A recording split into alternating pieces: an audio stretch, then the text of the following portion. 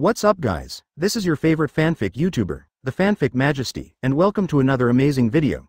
You can follow me on Patreon for exclusive stories. 3VA, Chapter 41A Wall of Times. Yes, it's within the territory of Wano Kuni, and it may even be within the range of Casa Village. Send your people to look for it, but don't disturb the lives of the villagers there. Dylan rubbed Ayu's head after hanging up the livid phone bug.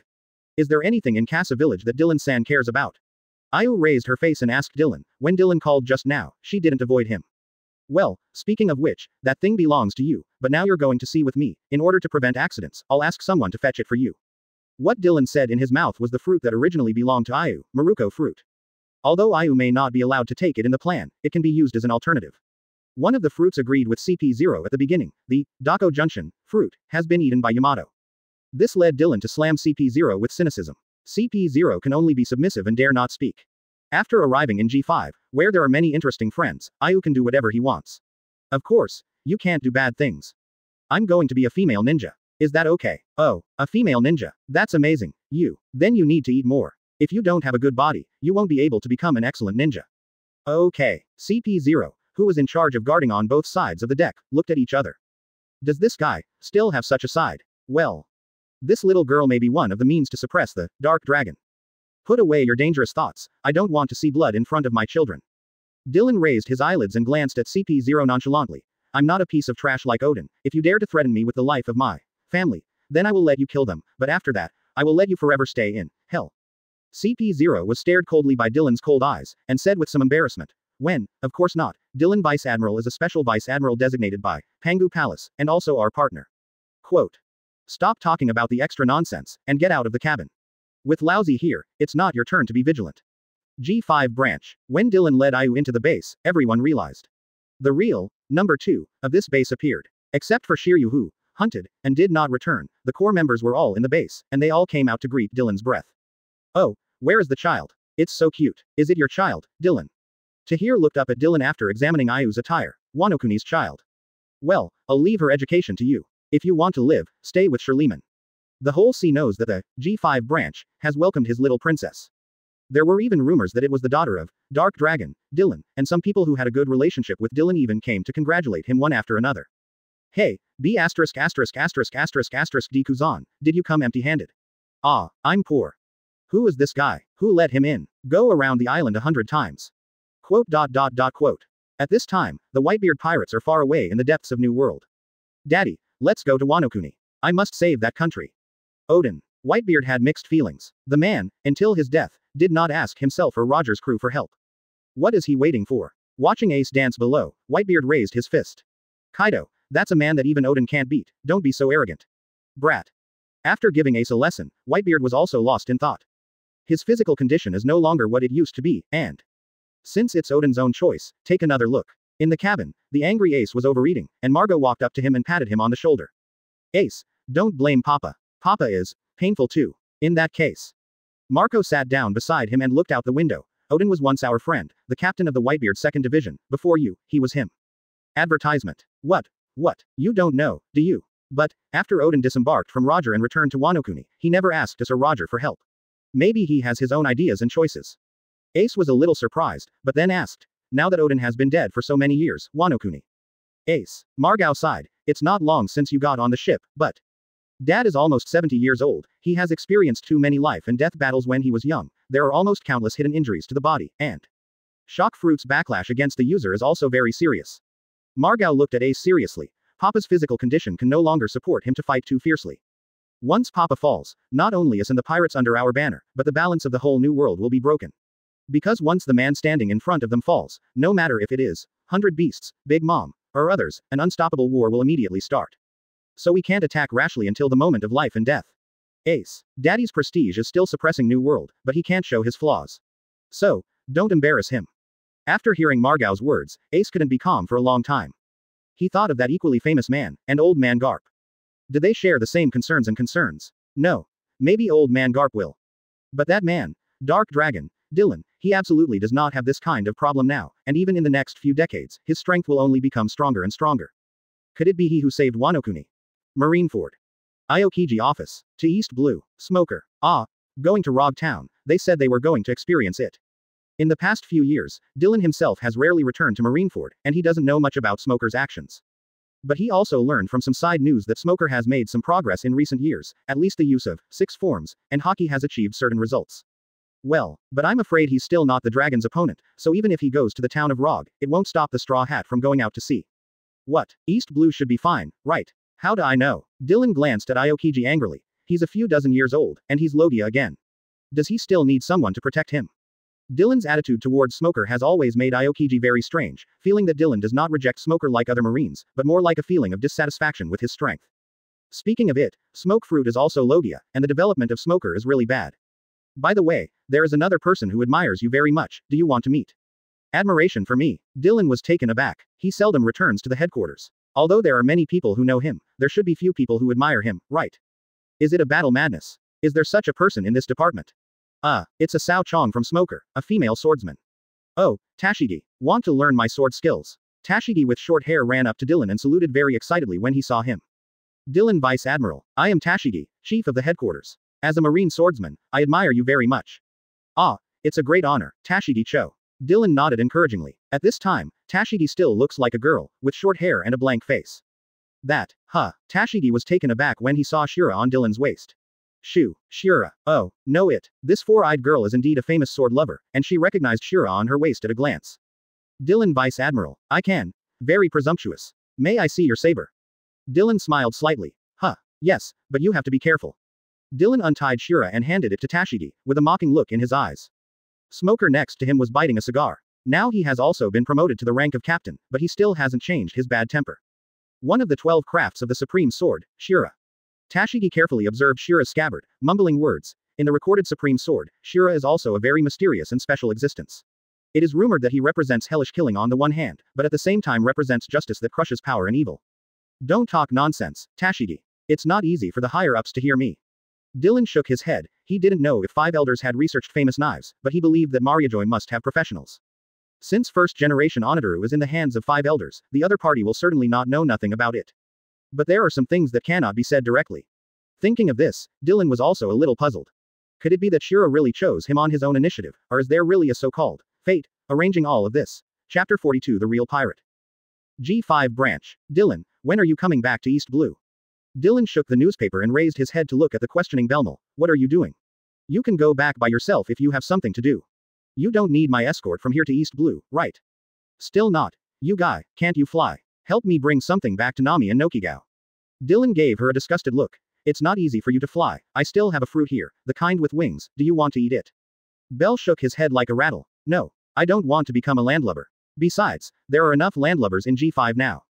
Dylan put down the newspaper and propped his hands on the table. It's not that he hasn't considered giving the Garuda fruit to Belmel, but eating the fruit to become a capable person is based on their own willingness. And what Belmel said is also reasonable. For G5, it may not be a good thing for all capable members. Bring what? Belmel took out a stack of banknotes and put them on the table. Bring some money back to them. This is my savings for the past few years. Dylan looked up in surprise. Money. Is it necessary? Even if they spend like celestial dragons, I can afford to support them for a few lifetimes.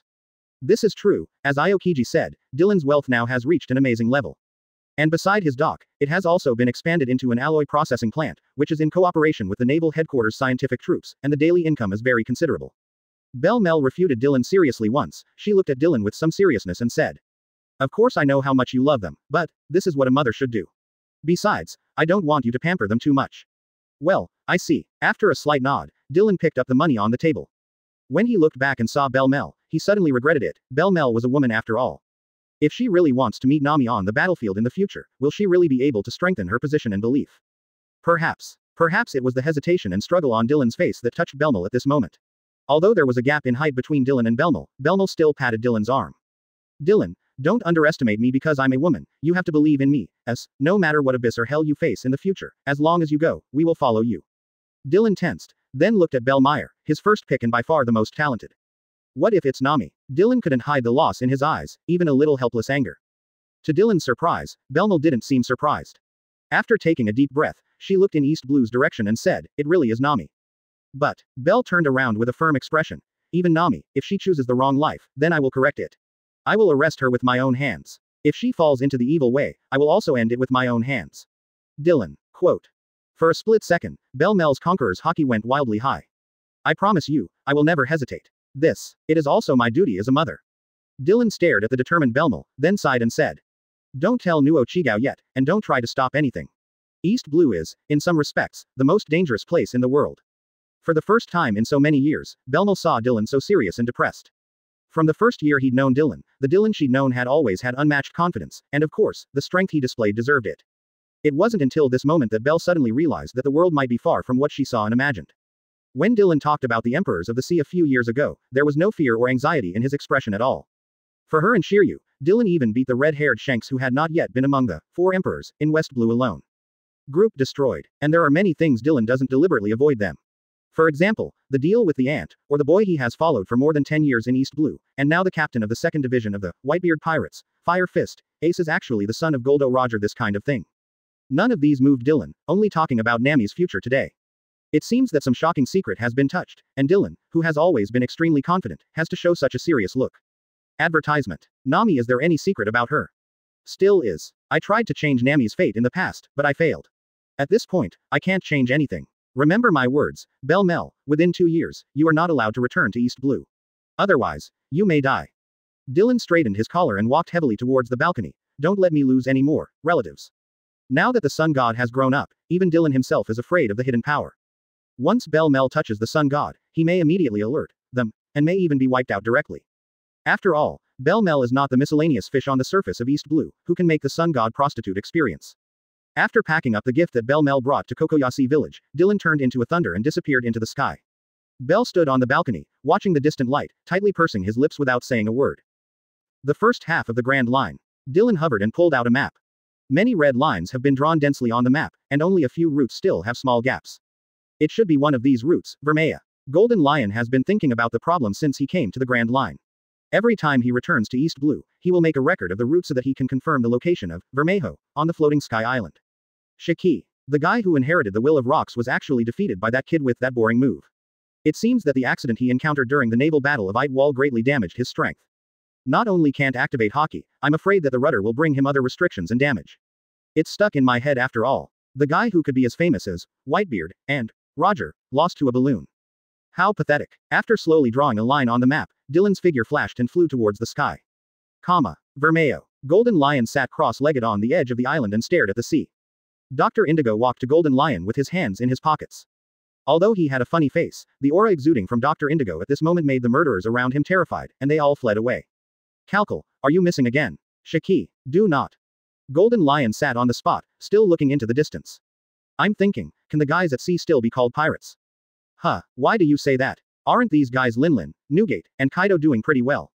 Dr. Indigo walked up to the Golden Lion and sat down, not caring at all that the position a few inches in front of him was 1,000 feet high. Cut. Who? Golden Lion exhaled a puff of smoke, and said with some disdain, although Newgate is strong enough, like me, he has a huge problem with his body, and I'm afraid he won't be able to last for long. No, all it takes is an all-out fight to kill him. As for Linlin and Kaido, they're not good enough to peak at that position. Why? The problem of those two guys was exposed in rocks back then. They may have achieved something, but they will definitely not be able to become kings. This sea has forgotten the power and fear of pirates. They forgot what a real pirate is. Just as Golden Lion finished speaking, an indifferent voice came from afar. Then tell me what a real pirate is. Chapter 43. I'm not interested in history. A gust of wind blew by, and Dylan stopped in front of the Golden Lion. The map in his hand had already been crushed by him and drifted down with the wind. Kalekal, it's the Marine Vice Admiral, Dark Dragon, that has been very popular in the past few years. Facing Dylan, Dr. Indigo was not too nervous, and still looked at him with his hands in his bags. Dylan's gaze spread across the two of them towards the island. After observing for a while, Dylan withdrew his gaze and looked at Golden Lion. It's very normal, Shiki, I didn't hit you. These cats and dogs thrown at East Blue can cause chaos for a day or two at most, but they want to destroy East Blue, it's just a fool's dream. Gia ha ha ha ha, what an arrogant brat, sometimes Lousy really hates you East Blue guys. Golden Lion's body slowly floated up, and his expression also became serious. Come to get Lousy's head. Marine kid. Dylan pulled out Shura and flicked it, with a calm expression. The answer is correct, but there is no reward. Ding. Shura in Dylan's hand collided with Muku on Golden Lion's right foot, and after a slight vibration, Golden Lion flew backwards and stopped in midair. Dylan stared at the gloomy Golden Lion and smiled. It seems that the rudder has hurt your body a lot. Now you can't even activate Hockey. You can only rely on the fruit ability. It's enough to deal with a brat like you. Golden Lion let out a yell, and the ground behind him began to churn, and soon gathered into the shape of several lion heads and rolled towards Dylan. Lion Majesty. Earth coiling. Just as the huge rock lion head approached Dylan, a red light flashed, and the lion head was split into two and flew up into the air. The moment the lion's head flew up, a series of crescent-shaped slashes flew from behind the crack. Lion. Thousand Slice Valley. Dylan's eyes sank. The slashing in front of him was so dense that it almost formed an unavoidable slashing net. Shira lay across, and the thunder light wrapped around Shira's sword. Condemn the crime and break the delusion. Slashes of the same intensity erupted towards the front, and the lion's head caught in the middle was instantly cut to pieces by the consecutive slashes. Golden Lion raised his right hand and pressed it down violently. In an instant, the entire floating island roared, and soil, rocks, and trees floated into the air one after another. Dylan stopped in midair, looking at the gradually gathering sundries. What? Planetary devastation. A flash of lightning flashed, and the debris floating in the air hadn't finished converging, but Dylan came to the Golden Lion first. Golden Lion didn't have time to dodge, and his years of fighting instinct also made him feel a sense of crisis in his heart. Golden Lion, who didn't have time to release the ability move, could only let the debris fall back to the ground, while his own legs were raised and his swords were crossed. Ding. Blocked. Golden Lion was terrified. Although Hockey was limited by old injuries, he also felt that if he was hit by this blow, he might almost have to confess. No, it's not blocked. Dylan, with his hands on the hilt of Shira's knife, raised his head and glanced at the Golden Lion. A black-red aura erupted from the tip of Shira's knife, instantly submerging the Golden Lion suspended in the air. Conviction Nahi Bridge. The fine and thin slashes like silk threads penetrated Golden Lion's body. Without Hockey's protection, Golden Lion instantly turned into a blood man. The endless river-like slashes crazily pierced his body, and after a few seconds, even the Golden Lion, who was as strong as the Golden Lion, finally couldn't hold back and fell heavily to the ground. Dr. Indigo in the distance sighed. It failed. Shaki. Ha. Ha. You brat. Ha. The Golden Lion who fell to the ground panted heavily and barely supported his body, watching Dylan who landed. Unexpectedly, Lousy lost to the East Blue guy again. Sitting cross-legged on the ground, Golden Lion took off the double swords on his legs and stuck them on the ground. These are two good swords, take them, don't waste them. Looking at the puzzled look in Dylan's eyes, Golden Lion laughed loudly. Jahahaha, don't get me wrong, Lousy didn't use them to buy his life. After losing Hockey, Lousy's life as a pirate is almost over. Golden Lion stared at Dylan with a grin on his face. Although you are a marine, Lousy feels a lot of interesting things about you. Gia ha ha ha ha. This guy Newgate will only stand in the way of the new world, blocking the pace of the old era, while Kaido and Linlin are not qualified. Only Lousy has inherited the will of rocks. Dylan looked at the dancing Golden Lion, wondering what he was happy about. You guy, don't you think that now I want to inherit the will of guys like rocks? No, our paths are different, but the end is the same. Come on, Marine, take Lousy's head and become your ladder to a higher stage. With guys like you, the world is destined not to be boring. Quote. Dylan nodded, took out the phone bug. Kuzan, get ready. The blindfolded phone bug replied briefly with, understood, and then closed his eyes. Any last words? Dylan carried Shira and walked forward, looking at the bloody but excited Golden Lion. Once people fall into some kind of obsession or madness, they will indeed become unreasonable. Advertisement. A last word. Golden Lion smiled mysteriously.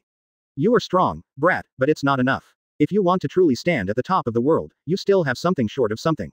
Only then will you be qualified to fight against this world, and only then will you be qualified to go to the top of the world. Access to real history. You're really old, Shaki. Dylan lifted Shira up. I'm not interested in history. Because of history, it's up to me. Laugh. Golden Lion's head flew up. But the face of the human head in the air was full of surprises and smiles. With the Golden Lion's life gone, more than a dozen small islands floating in the air began to vibrate, and then fell towards the sea below. Dylan stopped in the air and glanced at Dr. Indigo sitting cross-legged on the hill. There was no panic or loss on his face, only calm remained. It seems that this guy has also lost his fighting spirit and belief in living. On the surface of the sea, as a huge shadow shrouded, Aokiji standing on the seawater also showed a look of astonishment. Ah la la, this is too much. Boom. More than a dozen islands fell at the same time, stirring up huge waves on the sea. Just when the waves reached their peak, Aokiji crouched down and put his hands into the sea. Ice Age.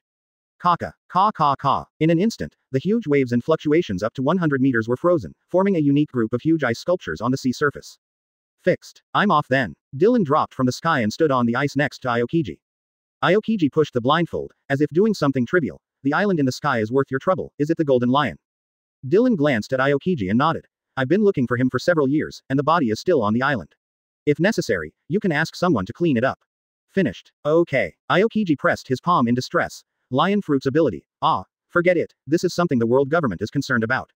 I will trouble you with the report. Kuzan, I have something to report to East Blue. Hey, UB asterisk asterisk asterisk asterisk asterisk D. Hey, looking at the air in front of him and the giant ice sculpture in the distance, Aokiji was silent for a while and took out the phone bug. Sengoku Sanma. Kokoyashi Village, Orange Garden. Is Nami not here again? Nuo Chigao replied while chopping vegetables while standing by the stove. Ah, yes, it is said that I am going to survey and map. Okay. Dylan tapped on the table lightly, frowning as he looked at the drawings hanging all over the living room. Jian, who was sitting on the side, hesitated for a while and said, "Don't worry, she is already 17 years old." Seeing that Dylan's expression was still not improving, Jian asked tentatively, "How about I call her back?" "No need, just let her do what she likes. Bolu Bolu, Bolu Bolu." Before Dylan could speak, the phone bug on his arm suddenly rang. Okay. After pressing answer, the phone bug's face turned into a guy with a shortcut and square face.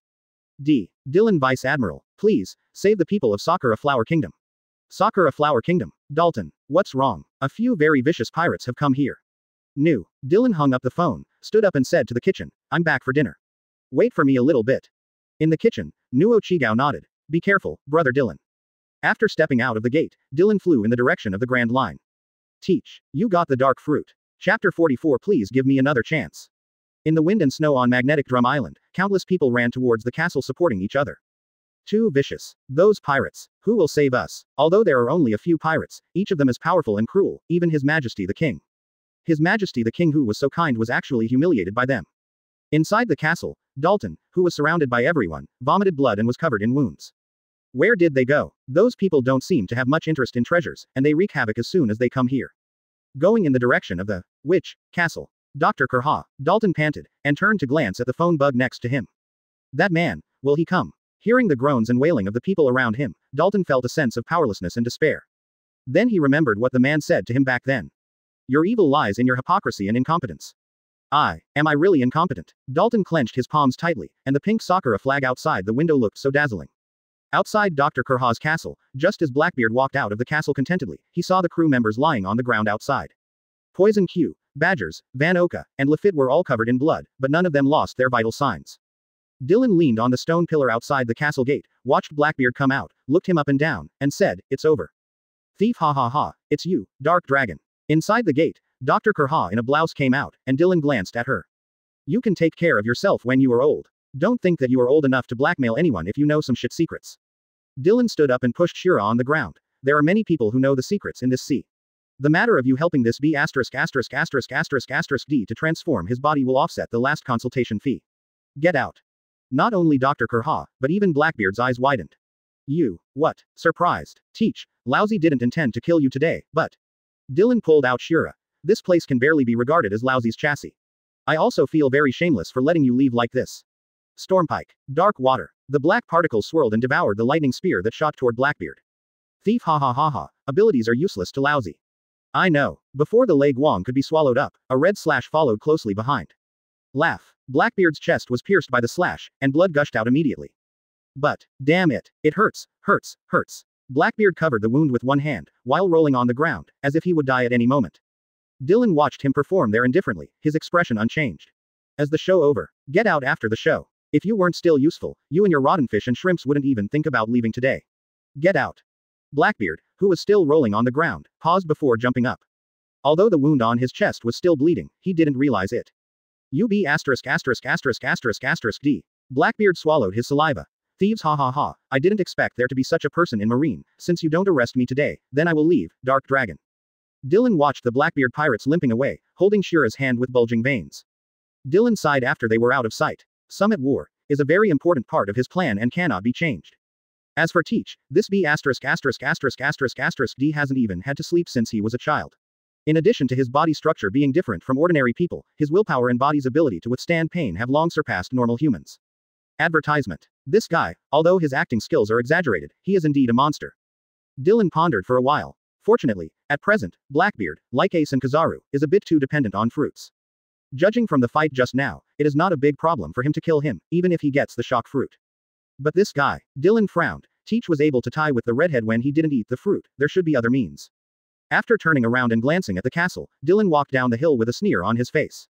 At the beginning, he promised to promise Dr. Kuleha one thing, which in itself was to give ordinary people a chance to pay for their lives. Since you don't cherish yourself, when that day really comes, you can't blame Lousy. In the castle, Dr. Kurha's face was serious. Looking at the busy chopper Dr. Kurha in the distance, he sighed in his heart. "I'm sorry, Chopper, this is an agreement between me and the D clan. Drum Island Palace Castle. Dylan stood in the middle of the hall, watching the bustling people leaving and then glanced at Dalton, who looked sluggish. How have you realized your incompetence and stupidity? Dylan sneered. This is a great route, and you expect to use ordinary people to defend your home and country.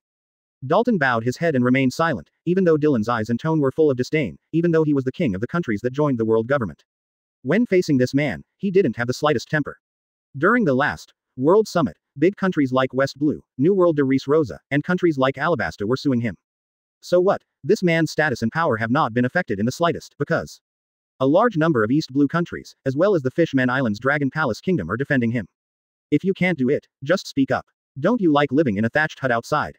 Go now. Dylan looked at the painful and struggling Dalton's face with a hint of impatience. Just as Dylan raised his arm to call CP0, Dalton looked up.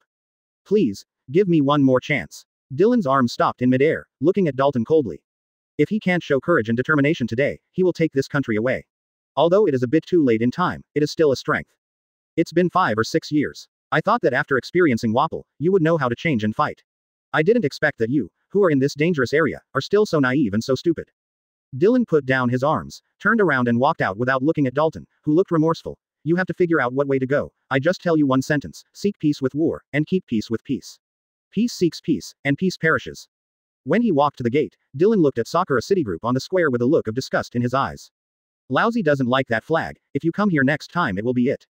Dylan didn't continue the words, but the chill in them made Dalton shudder. Mariajoy, Pangu Palace. Voluntarily apply for Marine Garrison.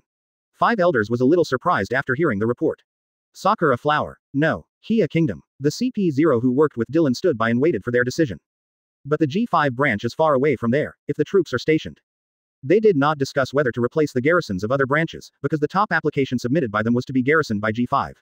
It's up to him to decide. It's just a small country in the lower realm, but 5 Elders with a birthmark on his forehead turned to look at CP0. Has the woman's identity been confirmed?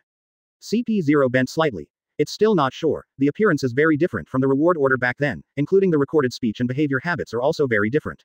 If it's really her. 5 Elders pondered for a while and seemed to think of something. Forget it, just let people observe from the outside.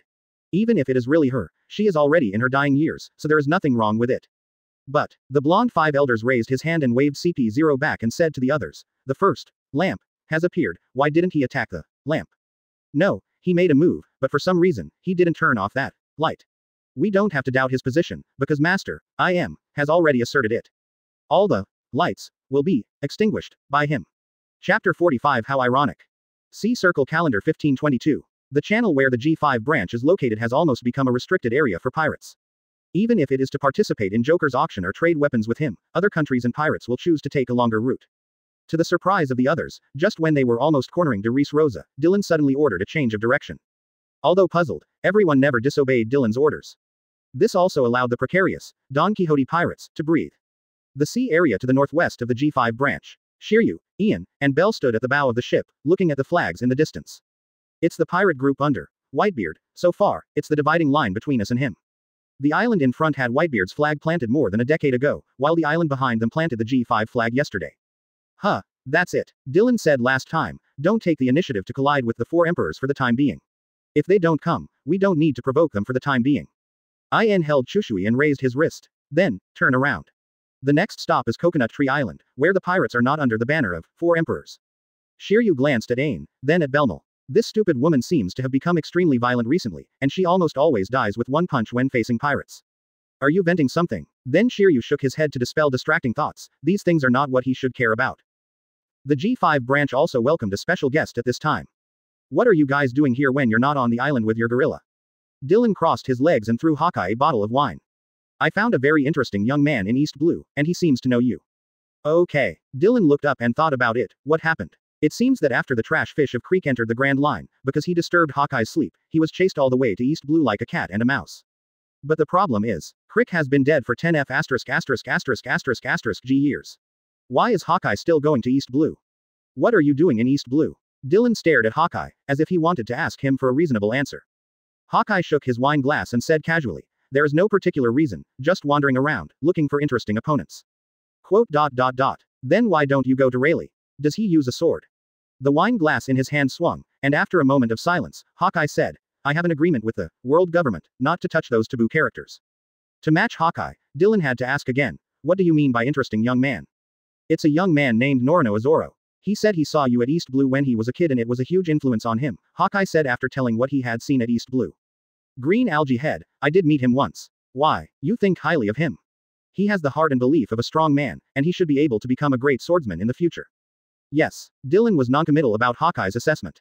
Chrysanthemum Head, swordsmanship is very monotonous, from the middle and later stages, it is basically instant body and acquaintance, but the fame is just fancy. After all, the named fruit. After Hawkeye left, Dylan picked up the phone and dialed the bug, and the person on the other side turned into a guy with white hair and short hair and a grumpy face. What's wrong? Are you still in East Blue? No, I applied for a transfer order with the headquarters to hunt down a guy in the park. Dylan hung up the phone, thinking for a moment. Straw Hats, have you arrived in Lebaston yet? Even though he had warned Lockdoll, Dylan knew in his heart that the arrogant guy didn't really care, he just thought he was humiliating him. To this day, Dylan still doesn't understand that the young Bullet can draw with Rayleigh in his prime, and Clock can draw with Bullet. He even later challenged Whitebeard. Although this challenge may contain moisture, such as Moria also challenged Kaido. But, the gap is definitely not so big. It doesn't matter if it's careless or arrogant. Could it be that the same thing happened to the Golden Lion with Lockdoll? Advertisement. This guy, his character of not fearing death is more distinct than Flamingo, Doflamingo. At least Doflamingo was relatively honest when facing Aokiji, Akainu, and Sengoku, but Lockdoll dared to attack Akainu when he was top. This can no longer be described as not afraid of death. It should be something to rely on. Judging from Whitebeard's tolerant attitude towards him, he should have something to do with Whitebeard. As for whether he was given hormones by the ****** king and changed from a woman to a man, it's hard to say, but Dylan doesn't quite agree with this statement in his heart. Manchueli in the garden outside the window flew up immediately when she heard Dylan's voice. Dylan Lando, is there anything I can do? Dylan stretched out his hand. My sister may be sick, although. In short, I am not at ease, you go to the ring to stay for a while, I will go over and have a look, and then I will trouble you. Dylan Lando's sister. Dylan smiled. It's Belle's daughter. By the way, she may have been bitten by a bug and then developed a high fever. Let's go, Dylan Lando. At the foot of Magnetic Drum Island, Sanji and Straw Hat looked at the 1,000-meter high mountain and Nami, who had a high fever, gritted his teeth and said, we have Nami on our backs, and we have to climb up. It is good. Just as the Straw Hat rolled up its sleeves, a voice came from a distance. No need. Dylan fell into the snow and looked at Nami who was flushed, and then at the Straw Hat with a blank face and Sanji with a scared face beside him. Put her down. No, Nami is our companion. Roll. Dylan yelled and turned to stare at the Straw Hat. Do you want to die? Brother Dylan. Don't hurt him. Nami, who had fallen into a coma, was awakened. The moment she saw Dylan was pleasantly surprised, and then turned into guilt. When she felt Dylan's murderous intent towards Luffy, she mustered up her strength and forced herself to speak. The Straw Hat on the side was still scratching his head. Brother, is this guy your big brother? Sanji pulled Luffy aside and whispered, hey, you really don't know what Nami is about. What? Seeing Luffy's appearance, Sanji swallowed. She is the adopted sister of Marine Vice Admiral Dark Dragon. Didn't you know it all this time? Dark Dragon. What is that? Sanji glanced at Dylan. That's the codename of Marine. Luffy, this generation of Marine, if you match colors with animals, they are basically monster level, and even qualified to win the Marine Admiral. I see, but he is Nami's big brother, he should be a good guy, right? Sanji choked suddenly. Nice guy maybe, for civilians. But for pirates, this guy is an out-and-out devil. On the other hand, Nami recovered instantly under Manchueli's treatment. After treating Nami, Manchueli looked at Dylan. She didn't know if it was because she felt Dylan's bad mood, or because she couldn't bear the cold climate here. Manchueli asked to return to the ring space. Dylan sighed and took out a fur coat from the ring and put it on Nami. Fine for yourself, Nami. After speaking, Dylan turned into a phantom and disappeared, and Nami wrapped her coat with tears in her eyes. Brother Dylan. She doesn't spend all her time in Kokoyasi like Nokigo, she's been wandering around East Blue, surveying and mapping since she was a teenager. Of course she knew who Brother Dylan was, what position and will he represented. But Luffy. Nami looked back at the man who brought her happiness and dreams. Eventually Nami crouched on the ground and burst into tears. How ironic that the adopted sister of the patron of East Blue actually became a pirate. Sanji and the Straw Hat sat quietly beside her, comforting her silently. After Nami's mood stabilized, the Straw Hat grinned. Hey, Sanji, Nami, shall we go up? What? Sanji was stunned for a moment. Nami's illness is cured, so why go up there? The Straw Hat touched his chin. I always feel that there is something interesting on it, as if someone is calling me. Chapter 46 The Will of the World. Half a month later, reports of original 7 warlords of the sea, Clock Dar's kleptocratic plot stopped by Marine, spread all over the world. Dylan looked at the angry Smoker and the embarrassed Tashigi in the newspaper. These two guys took a wave of credit for nothing, and each rose to a level, but Smoker's mentality also changed dramatically from here. Although he used to be the mad dog in Marine, he basically followed the general direction to execute orders. Since the Alabasta incident, his trust in Marine and World government has further decreased. Nico Robin, have you unlocked the historical text on Pluton? Kuzan should know about this dangerous thing, and her survival should be inseparable from Kuzan. From Dylan's point of view, there are almost no absolutely righteous generals in Marine, as far as compassion is concerned. Maybe, Boatcutter, T. Pen is one of them. As for others, everyone has their own positions and ideas. Sengoku, needless to say, in order to execute the order to cut off Roger's blood, he ordered the capture and execution of all pregnant women and babies on Batherilla Island. During the Summit War, he did not hesitate to order an indiscriminate attack, sacrificing the peripheral Marine in exchange for tactical execution. In order to keep Ace safe, Garp did not stop this behavior. As for Aokiji and Fujitora, one let Robin wander among the gangsters and pirates, one sat by and watched the death of the poor Indirice Rosa in order to prove his justice. Don't tell anyone. As for Dylan himself, Dylan stood up and looked at Shura next to him. He never thought of being a saint, and he couldn't be a saint. He also kills for his likes and dislikes. For example, 2 years later, if he meets Momonosuke who came across time from 20 years ago. Even if you are really Uranus, lousy will kill you. Marineford conference room. There are only Crane Vice Admiral, Shang and 2 other school officers in the entire meeting room hall. Hey, what are you doing? Sorry. Be careful, my body is out of control. One school officer suddenly drew out his weapon and slashed at the other. Crane Vice Admiral looked at his chin with both hands and said, "You are playing tricks, right? Doflamingo. Let them go, be good. Good. Bark bark bark bark, if you want to say that." As soon as Doflamingo's hand gesture changed, Marine, who was holding a weapon, was about to stab his companion. If you are not good, you have to be careful when that guy comes over later. He is not as easy to talk to as we are. Doflamingo made gestures and his face sank. In the corridor on one side of the conference hall, 2 figures, one tall and one short, came. Dylan walked beside Sengoku and glanced at Doflamingo who was frozen in place. What? Do you want Lousy to beg you? Get down and sit down. Doflamingo was silent for a while, then laughed dryly. Yap bark bark bark bark bark bark bark bark bark bark bark bark bark bark bark bark bark bark. I still have such a stinky temper, Dylan. You have taken care of my business a lot. Dylan walked to Vice Admiral and sat down, looking at Doflamingo who was already sitting on the seat. Stop rambling, and Lousy will charge 30% tax for Derice Rose's business in the future. Quote. The Crane Vice Admiral next to him pursed his lips and smiled, while Sengoku sitting on the master seemed to have never heard of it. Others will not come, this time. Tread, tap. Hawkeye walked into the hall with Yi on his back. Sengoku said with some doubts, I didn't expect you to come. Hawkeye glanced at Dylan and said, just passing by, and, this time I'm just listening. Just as Sengoku was about to speak, a soft voice suddenly came from the window of the conference hall, then can I also participate in this audition? After the meeting, only Suru Vice Admiral, Sengoku, and Dylan were left in the hall. Advertisement. Crane Vice Admiral looked at Dylan and said, that kid seemed to be very afraid of you just now. Have you seen it? Dylan returned while lighting a cigarette. Well, I saw them once in the Paradise and beat them up. Whitebeard's man, hot guy, but perfect to fill the position where the crocodile was abolished.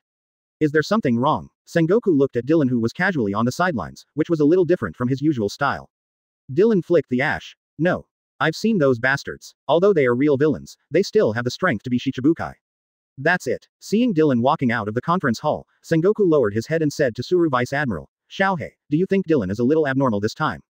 It is true, but I don't know the reason yet. Because of D. Marshal D. Teach.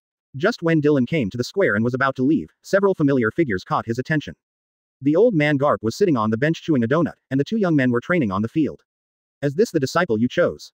Dylan glanced at the slightly plump pink-haired boy with a look of disgust on his face. What? Garp keenly sensed Dylan's malice, and suddenly felt a little strange. Although this guy is very vicious to pirates, he is very good to Marines and civilians. I heard your grandson did great things in Alabasta, old man Garp. Dylan sat on the other side of the bench, squinting at the deserter king in the schoolyard. Garp closed the donut bag in his hand and turned to look at Dylan. Luffy he is the path he chose, and, as long as he's not doing evil. Quote. Yes, on the premise that he did not do evil, I will not shoot him. But. Dylan turned his head and looked at Garp, who looked a bit vicissitudes. You have to be optimistic about him, Garp. If he is just taking risks, or like Alabasta, I don't care. Even if he kills and sets fire, to a certain extent, I can do it. Tolerate. But. If he becomes the flag bearer of the pirates, then it's out of your hands, and it's out of my hands. Dylan stood up and left, and Garp seemed to hear him say something vaguely. As a Marine, you are successful, but as a father, grandfather, and teacher, you are all failures. Bolu Bolu, Bolu Bolu. Master Thor, E.H. Gone Fall. This year's currents are surprisingly strong, and a group of people have come to Sky Island through the currents. Dylan stopped in the air and looked at Gone Fall, who didn't look much unusual. Is it a guy wearing a straw hat? Ah, yes, that's true, but they didn't plunder here, they just played around and took risks. Gone fall. Dylan's eyes narrowed slightly. I don't need you to judge other people. All you have to do is report the situation objectively. Are you trying to influence my judgment? On the other end of the phone call, Gonfall trembled instantly. No, that's not what I meant. As the stone still in the Temple of Thunder. Yes, Lord Thor, no one has ever approached. A smile appeared on the corner of Dylan's mouth. Okay, don't worry about them for now, but if they try to approach or break into the Temple of Thunder, you can contact me again. The historical text that records the information of Poseidon was moved by Dylan to the Temple of Thunder a few years ago. He has been busy with cultivation and G5 in the past few years, so he basically never went back, and the stone is not read. Signpost text. He didn't take it too seriously. After all, he already knew what Poseidon was. So far, Dylan has basically confirmed that many things cannot be changed. As early as nearly 10 years ago, Dylan asked Gonfoer to cut off the ladder over Qinghai, but Straw Hat crew still reached Sky Island with unprecedented huge currents. He changed the trajectory of Nami's fate, and Nami was still attracted by the Straw Hat. He has already changed the fate of the Magnetic Drum Kingdom, and the Straw Hat is still a person who has obtained the fruit of ordinary people. All this shows that many things are difficult to change. Whether it is fate or the will of the world. As long as the power in one's hands is enough and strong enough, unless the world can come down with will. Otherwise. What the FK Sun Kazuki Bright God, cut off your head and you can do sit-ups. Chapter 47 Soul Torture. Join G5. Wouldn't it be good to follow Sengoku? You won't be able to tell the difference between Marshal and Vice Admiral, right? Dylan looked at Luo who had come from afar, feeling a little strange. On the one hand, he changed Luo's fate in order to exchange fruits, and on the other hand, it was to interfere and weaken the power of the Straw Hat to a large extent. According to the previous inference, Luo is very likely to give up his life in the final battle to perform the unaging operation for the Sun God, so that the Sun God can complete the last wave of sit-ups. To some extent, the one in front of him is one of the real wings of the king. Half a month ago, he was played and crushed by Brother Ming, and after half a month, there are not many big moms who can defeat together with Kid. It's not for promotion or anything like that. I heard from Sengoku-san, you changed my fate. Luo Wang, who was wearing a beret and carrying Ghost Cry, said to Dylan. I wanted to come here a long time ago, but Mr. Sengoku said that I was too weak, so I dragged it until today. What are you here for? Trouble with Doflamingo. You are in the headquarters, you should know that I have temporarily stopped suppressing De Res Rosa. In order to avoid forcing Doflamingo to jump the wall in effect, Summit War, Dylan has relaxed the blockade of De Res Rosa more than half a year ago. Unexpectedly, Luo shook his head. This matter is very important, but it is not my main purpose.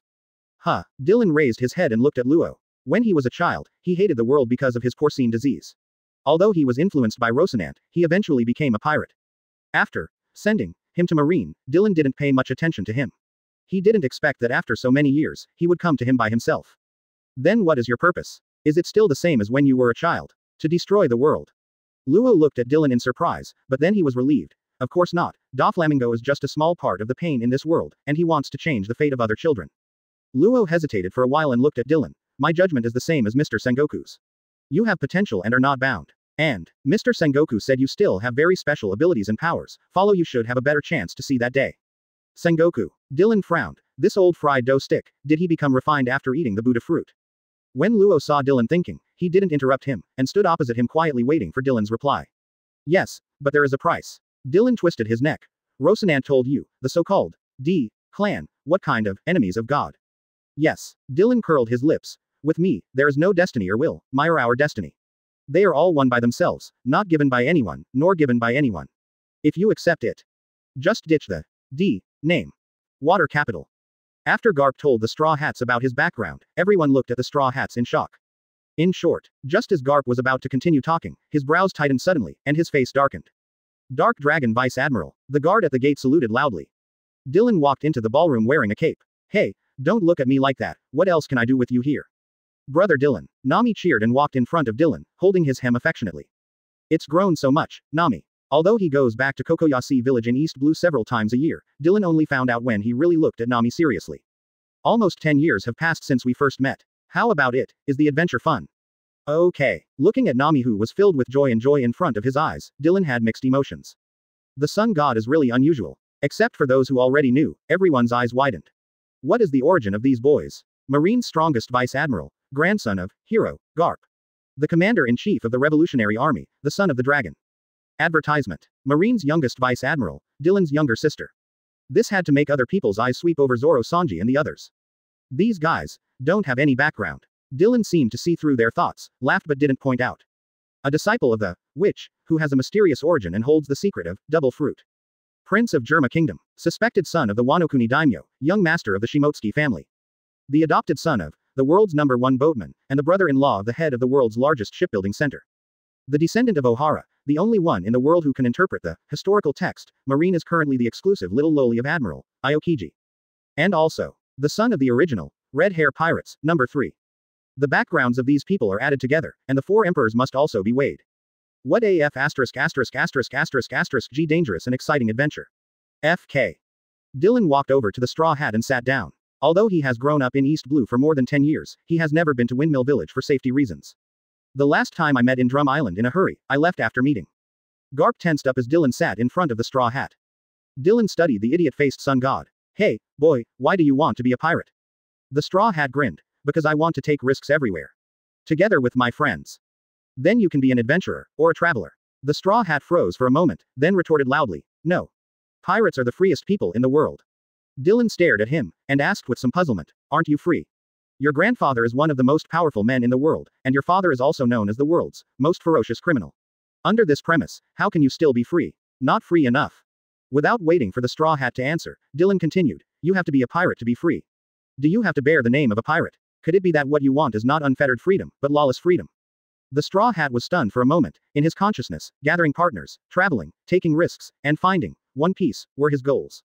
Dylan quietly watched the straw hat fall into silence, and did not interrupt him immediately, and the others beside him also fell into silence. Have you met many people along the way? Huh, Buggy the Clown, Lock Doll, these guys are all pirates. Although your journey is still short, but for now, what do you think the pirates brought to this world? Is it laughter and joy? Unstoppable conflicts of belief collided in Straw Hat's mind. For a moment, he even began to doubt whether his choice was correct. Your grandfather, who spent his whole life guarding the sea, is now 76 years old and still deters the big pirates with his supreme prestige, and has won the respect and love of the whole world. Although your father is an idiot, his starting point is also good. He wants to overthrow the power and let the common people live a better life. They are all working hard for their own ideals and beliefs. How about you? Dylan stood up and looked down at the straw hat. You actually want to become a pirate? Hearing these words, both the straw hats and Nami's bodies trembled at the same time. But Dylan didn't give them time to retort. The so-called one piece in the world, Gaul. D. Roger. Did he win his throne by guessing? Your guide, your red-haired acquaintance Shanks, as one of the 4 emperors of the New World, occupies nearly 1/6 of the sea area of the New World. Could it be that these sea areas are he earned it back with his face? Dylan looked straight into the eyes of the straw hat, and the sharp eyes almost made the straw hat unable to lift his head. This process is full of killing and destruction, countless families are destroyed, and countless countries are enslaved. Is this the path you choose? Monkey D. Luffy. Not like this. Under Dylan's strong momentum, the straw hat raised his head and shouted. I'm not such a pirate. I'm just out for adventure. I won't hurt anyone. That's just your wishful thinking. What you want, others may not want to give. What you give, others may not want. Don't use your freedom to judge others, and don't put your freedom above other people's lives. Dylan narrowed his eyes and scanned the surroundings. I respect your grandpa and admire everything he has done for this world. But, when it comes to a last resort, he has no qualifications or reason to stop me. Quote.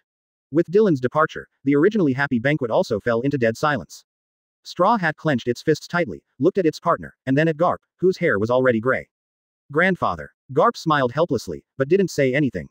The Straw Hat felt sore, but then raised his arms and shouted, I'm not that kind of pirate. Chapter 48 The Peace Roundtable. East Blue. In the mountains inside the nameless island.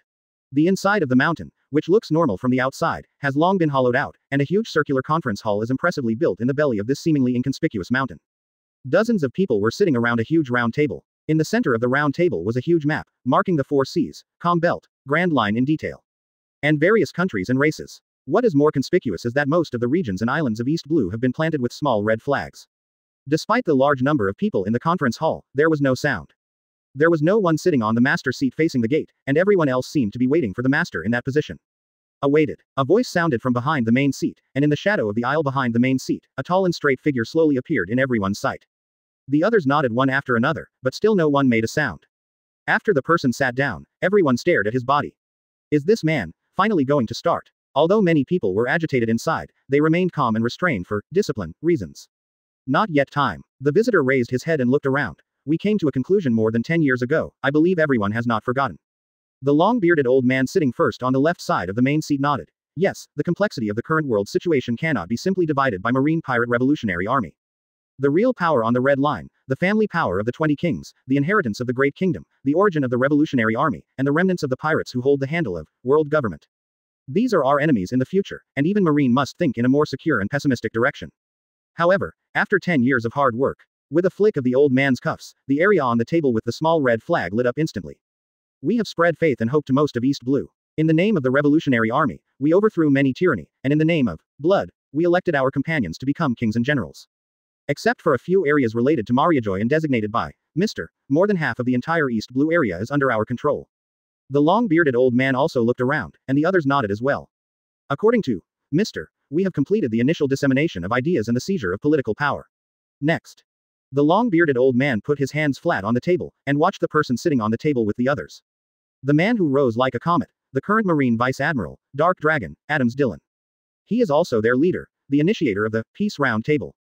Dillon raised his head and looked into pairs of fighting eyes. In addition to fighting spirit, the will revealed by them is also enough to move people. Time is running out. The first sentence made everyone present hold their breath. In the past 10 years, through various wars, whether against pirates or against the noble army, our soldiers in the army have had a very obvious impact. Progress, there's no doubt about that. But now my identity is very sensitive, so in the next few years, I will try to avoid returning to East Blue to meet with you. Dillon knocked on the table, and you have 2 tasks. Dillon raised his finger. First, from the existing army, refine more companions who have the same ideals as us. Second, let the companions who have completed the tempering of faith gain stronger power. Bammond also said it just now, and you all know it very well. Dillon stood up and leaned forward, looking directly at the red line location on the map. Our enemy is definitely not just a certain party. If you want to truly change the world, you need to be prepared to be an enemy of the whole world. After everyone left the venue one after another, only Dillon was left in the conference hall, Balmond on the left, and a strong man with his eyes slightly closed on the right. After a while, footsteps echoed in the passage again, and a man who was originally sitting at the gate returned to the conference hall again. After nodding to Dillon and the people seated on the left and right, the man who looked harmless to humans and animals and was smiling at all times said, "Everything is as expected by, sir. The old concepts are deeply rooted. Many people originally they are also civilians, refugees, and even slaves, but they will gradually change after gaining power. They were deluded by power and wealth, and forgot the vows they had made." The man smiled and raised his head. "According to the guidance of, sir, under the premise that we can't expose it, no one is allowed to defect, so. In the past 3 years, the disciplinary department has eliminated 5 more people. The king, 12 generals, 21 consuls, mid and lower level military officers, and government officials totaled 339 people." There wasn't much change in Dillon's face. Balmond sighed, and the strong man on the left snorted coldly. "Now we must increase the intensity of supervision, and there must be no mistakes. Otherwise, our plan for more than 10 years will fall short." Half a month later, Dillon stared at Marineford's position.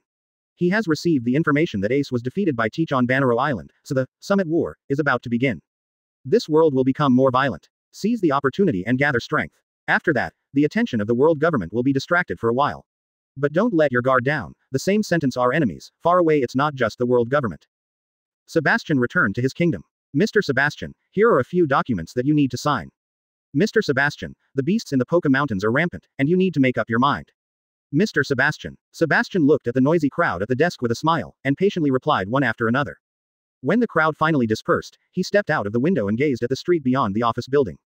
The streets are resplendent, full of extravagant atmosphere. Everyone had smiles and joy on their faces. The kingdom of Pardo is rich in a rare ore. But after hundreds of years of mining, ore reserves have all but bottomed out. Today, the nobles of this country are still desperately recruiting people to mine. What? There is none left. Impossible. Dig down for me. This is the wealth that God has given us, and it is impossible to cut it off. Not enough miners. Then send the criminal down. Not enough criminals. Advertisement. And the savages outside the city. Catch them all. No one knows how many civilian bones were discarded in those dark mines, and no one knows where the ore went and what it became. Sebastian was handsome and cold when he was young. His father was the country's finance officer and was in charge of the entire country's economy. He has never been to the mines, because everyone knows that savages live there. They are rude, unclean, savage, and low. Even just looking at it is an insult to the nobility. Hit. Damn beast, it has fled to the mining area, master, or. Sebastian turned his head and looked at the attendant coldly. Are you going to let my record be broken? No. It's not, but the mining area. It's just a savage. What does it matter? When Sebastian woke up, his head had been wrapped with a cloth. He vaguely remembered that he chased the animal into the dense forest, but he stumbled and fell off the cliff. Big brother, are you awake? Just as Sebastian was about to answer, a sharp pain came from his forehead. Be careful, big brother, you got hurt a little. A little. Hurt. Although he has never been injured since childhood, Sebastian can be sure that the injury on the head is absolutely impossible to be a little injury. It's very lucky to fall from such a high place and only suffer such a small injury. The dazed Sebastian shook his head, when several anxious calls sounded in the distance. Annie, Annie, I am here. The little girl named Anne stood up to answer the distant call. At that moment, Sebastian finally understood why the little girl named Annie said he was only a little hurt. The cuff on her left arm was empty, and the entire arm disappeared. Annie. The originally anxious tone turned into panic, and a middle-aged couple ran to the two of them in panic. Sebastian was even more shocked when he saw them. Of the couple, one has no left arm and the other is missing both arms. The people here, what the hell is going on? Your Majesty. I'm sorry, Annie. Seeing the wound on Sebastian's head, Anne's parents almost passed out with fright. No, I fell from the mountain myself, Annie saved me. The armless man said tremblingly, that. Don't worry, I won't implicate you. After taking a look at their bodies, Sebastian finally couldn't help asking, your bodies. After following Anne's family of 3 back to the savage village, Sebastian's faith completely collapsed. Why do all people have injuries? No. Almost all people are disabled. A broken arm, a lame leg, a blind eye, a sunken chest. It all became like this when I was working in the mine. Anne's father sighed. The mine is very dangerous, there is almost no lighting, and it often collapses. My arm was lost in one collapse, to protect Anne's mother.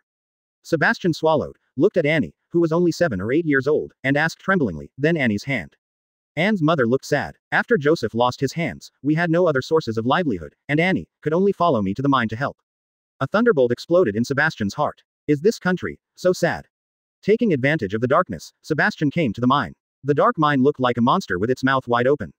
After swallowing his saliva, the young Sebastian walked on tremblingly. When he fled the mine and returned to the capital, the nobles all looked at him with strange eyes. Savage, how did you come to the capital? Look carefully, this guy is the finance officer's son, Sebastian. I heard that I went to the mine. What? It's degrading. What are you doing in such a dirty place? That is, as nobles, we just need to wait for the untouchables to bring the ore up. At that moment, Sebastian hated his noble status deeply.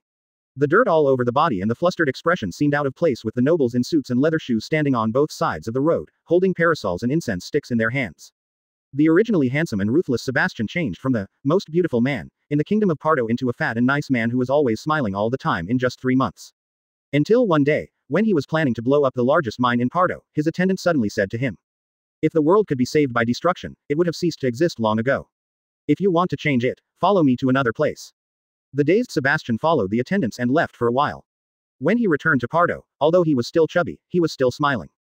But there was something different in his eyes. It was a flame. Burning. Chapter 49 The Celestial Dragons Incident. The ocean deep in the New World. Whitebeard frowned, and the others looked serious too. Still no news. Whitebeard held the huge bottle, but showed no interest in drinking. On the deck, Marco shook his head. The phone bug can't be reached, and the life card is burning slowly. Whitebeard's palm tightened, and the bottle shattered. Teach. What the hell are you? G5 branch. All members are called here. Dylan glanced over them one by one. Belmel, Tom, Shiryu, Tahir, Ian, Mancherly, Leo, Wicca, Bian, Kabu, and the newly added Luo. And the young Ayu. Stop hunting from today, and I will also stop at the alloy workshop. After thinking for a while, Dylan said to the crowd in front of him, Shiryu, Ain, Tahir. Exist. You guys go out with me, the others stay behind at G5. To understanding. Everyone answered in unison, even Manchueli and Ayu answered loudly. As for the Rogue Marines, Dylan had already split them into different teams, led by core members. When he was about to leave, Dylan suddenly stopped and said, Bell will send Ayu to the capital of water first, and hand it over to Ace Bagu to take care of him. Then go back to G5 with all your strength to join Tom and others. Tom, if there are New World pirates or Whitebeard pirates passing by recently, ignore them. Quote exclamation mark question mark quote. Shocked expressions appeared on everyone's faces. This is not like his style. But for a long time, they were used to Dylan's orders, especially Tom and Shiryu. Clear. Keep the phone bugs open and ready to take orders. Apart from Luo, only Manchueli and Ayu looked puzzled. Most people's faces were very calm, but Shiryu looked eager to try. From now on, you will follow me all the time, and I will have all the information firsthand. Dylan looks at CP0 after he boards the boat. CP0 was silent, and he didn't even dare to say a word in the face of the coming storm. Now, go to the Sabayati archipelago, and you lead the way, avoiding all the celestial dragons. Clear. Dylan's face was grim. Wings of the king. The fate of one of them has been changed by me. The other, let's end it now. Standing behind Dylan, Shiryu couldn't help feeling strange about Dylan's murderous intent. Since he followed Dylan, it has been rare to see Dylan revealing such a strong killing intent in the past few years. Speaking up, Shiryu shook his head and smiled. In the past few years, he has stopped challenging Dylan. On the one hand, under Dylan's banner, he can go to New World to fight as much as he wants. And he has clearly noticed that the distance between himself and him is getting farther and farther. On the Sabayati archipelago at this time, people are talking about the so-called Supernova 11. A guy named Beastmaster Jinsen succeeded in taking over, replacing the original Death Surgeon, Trafalgar Law. At the moment Dylan and his party boarded the Sabayati archipelago, a burst of sirens sounded. The special alarm frequency shocked the body of CP0 following Dylan. The celestial dragons are attacked. At the same time, alarms of the same frequency sounded over Marineford. Garp, look what your grandson has done. PFF'd ha ha ha, as expected of my grandson. Sengoku stared at Garp and was about to speak, when he suddenly remembered something, and his expression changed. Hey Garp. Garp, who was originally carefree, was a little surprised to see Sengoku's expression. Dylan went to Sabayati archipelago. As soon as Garp's scalp tightened, he jumped up on the spot. Idiot, what do you want to do? Sengoku glared at Garp. Would that guy really let your grandson be slaughtered? Are you going to give up your justice now? Garp's eyelids twitched wildly, and he grabbed the guard's donut wrapper into a ball. Luffy. The celestial dragons have been attacked, do we?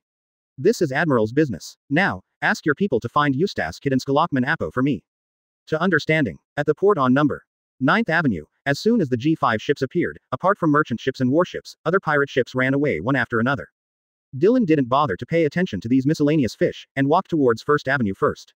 Bastards, is it lively and fun? Following Dylan's landing, intelligence channels throughout the Sabayati archipelago are still running wild. That dark dragon guy is here. Advertisement. A courteous gesture to the celestial dragons. Maybe, he went directly to no. 1st Avenue. Except for the dark thread, tell anyone with a bounty to evacuate immediately. 1st Avenue. As soon as Dylan's figure appeared, it caused a riot. Some guys who were not afraid of death even licked their lips with a dangerous look. If you kill this guy, you will be famous all over the world immediately. Shiryu, Ian, all pirates with a bounty on them, summarily executed. Yes, 2 black shadows flashed from behind Dylan, and a dozen heads flew up in an instant. After being taught by Ryoma and tuned by Dylan, Ain's swordsmanship has long been separated from those fancy moves. Swordsmanship is for killing people. Ain with an indifferent expression quickly shuttled through the crowd like a ghost. Scythe, Solari, Black Bear, Gree, Red Witch, Gaitellen.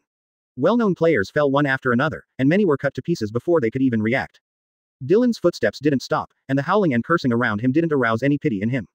Boom. There was a shot. On the 2nd floor window of a private house, a one-eyed pirate holds a gun. Kill it. Dark Dragon. Dylan's footsteps didn't stop at all, but Tahir's body beside him moved slightly. Thump. Tahir held the warhead between 2 fingers, and smiled upstairs, although as Logia, he won't be hit by you trash fish, but. A mass of purple flame rose from the body of the one-eyed pirate on the 2nd floor, burning him to ashes in an instant. But the floor where the pirate was located showed no signs of being burned at all. He is not something you can harass. The CP0 next to him became more frightened as he walked forward. In just a few hundred meters, more than 200 pirates have been killed. Among them are some veteran players with bounties of over 100 million. Tens of millions of players can hardly support even one round in the hands of Shiryu and Ain. And less than 10 million. Not even eligible to escape.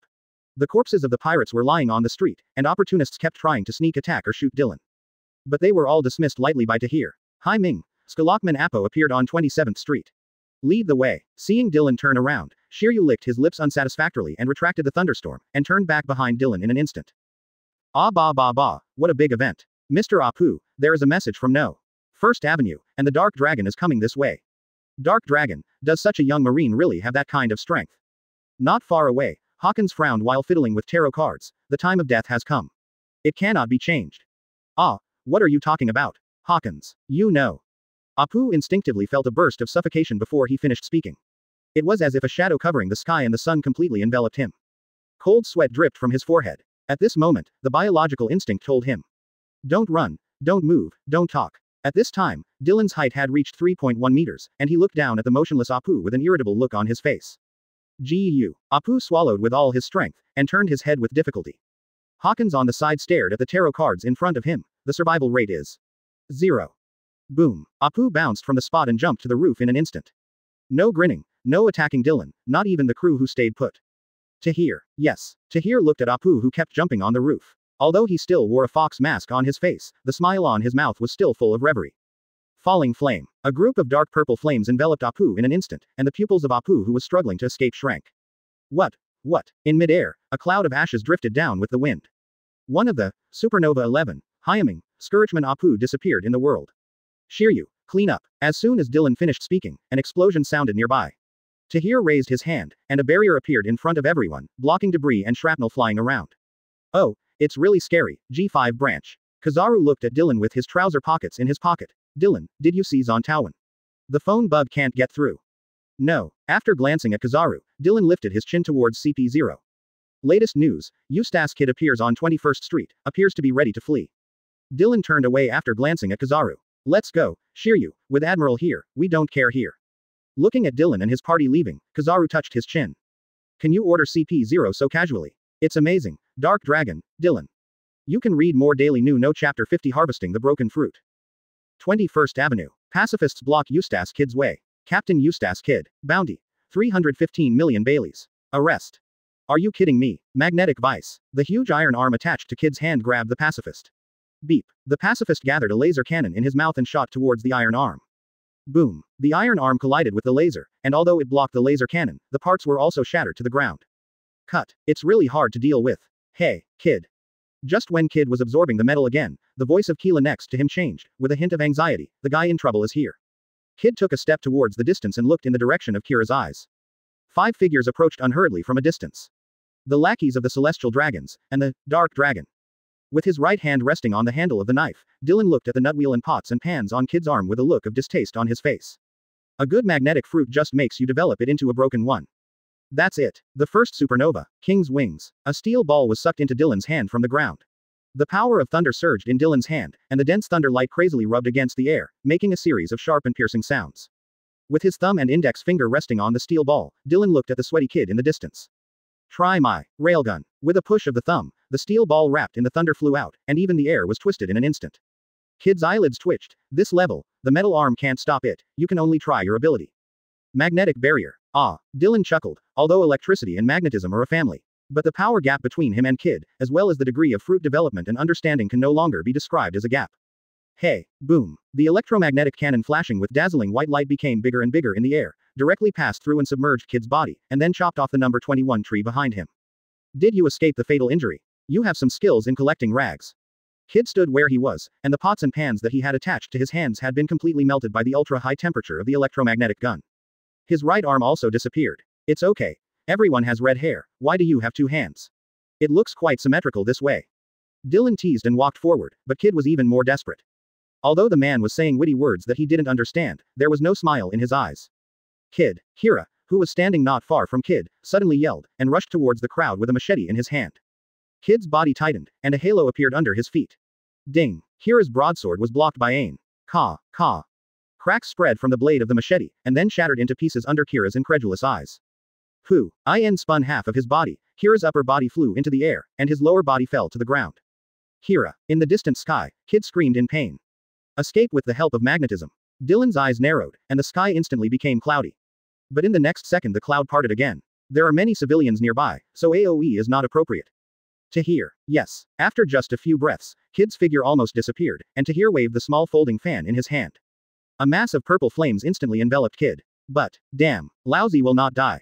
Call. The Conqueror's coercion erupted and barely protected Kid's body. At this time, he was already more than 10 kilometers away from Dylan and the others. Tahir frowned, and bent towards Dylan. He escaped. Advertisement. Conquerors. Well, forget it, there's still time. Dylan turned his head and glanced at CP0. 12th.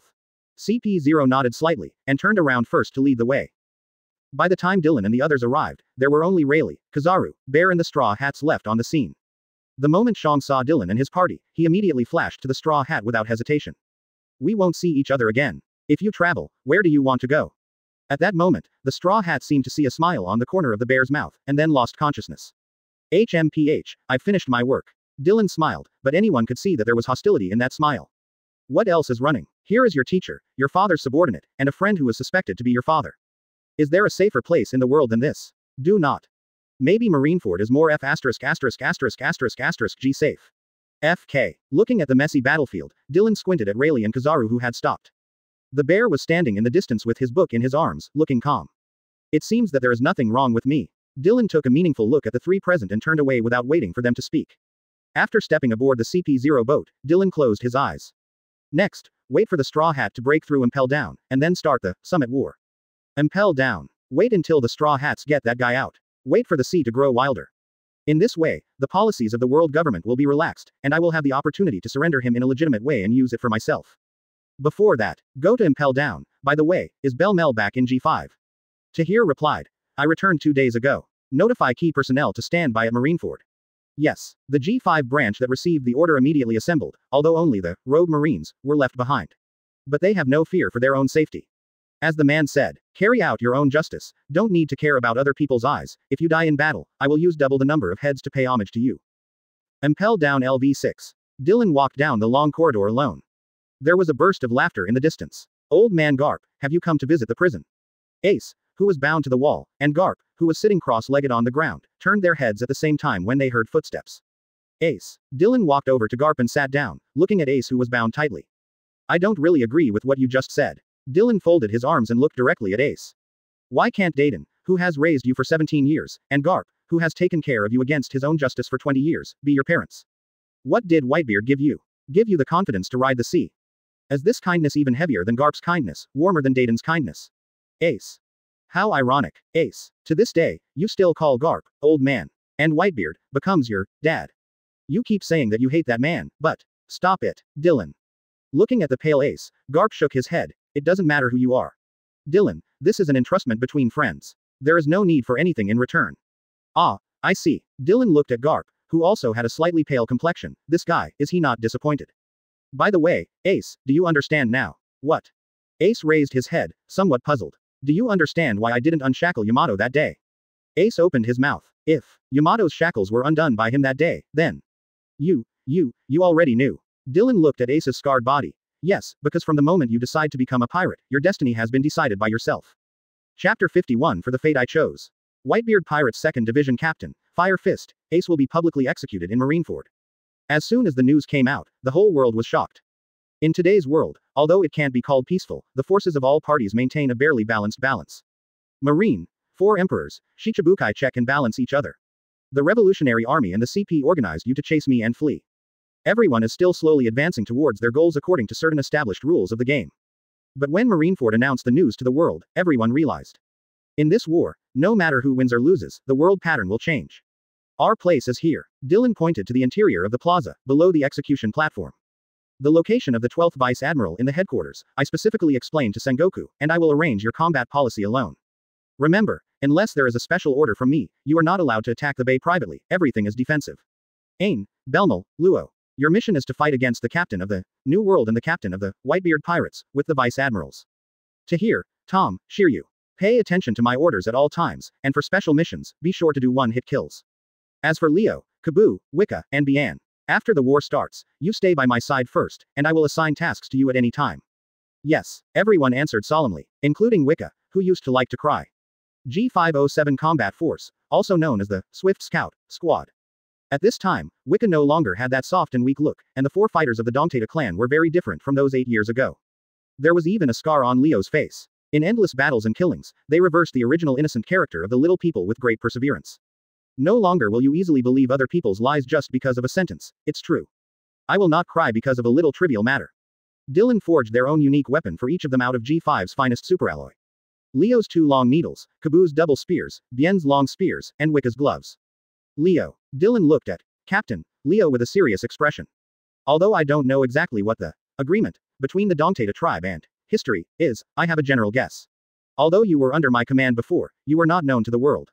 After this time, have you made a decision yet? Yes, Leo Shen Kaido. Before I came here, I went back to Green Bit, Dylan Lando. Maybe we can't represent all the little people, but this is the fate that we, Green Bit, have chosen for ourselves. It is good. Dylan stood up, looking over them one by one. Fight for the destiny we have chosen. Green Bit. Gonchao and the Great Elder sat in front of the huge stone. Have you decided, Goncho? Goncho, the patriarch and king of the Dongtata tribe, looked up at the stone they had guarded for hundreds of years.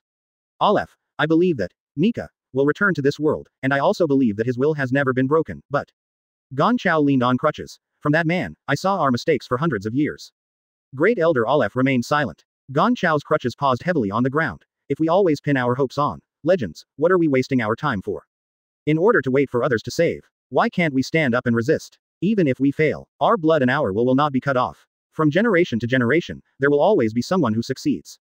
800 years. Why can't we appear in the world openly?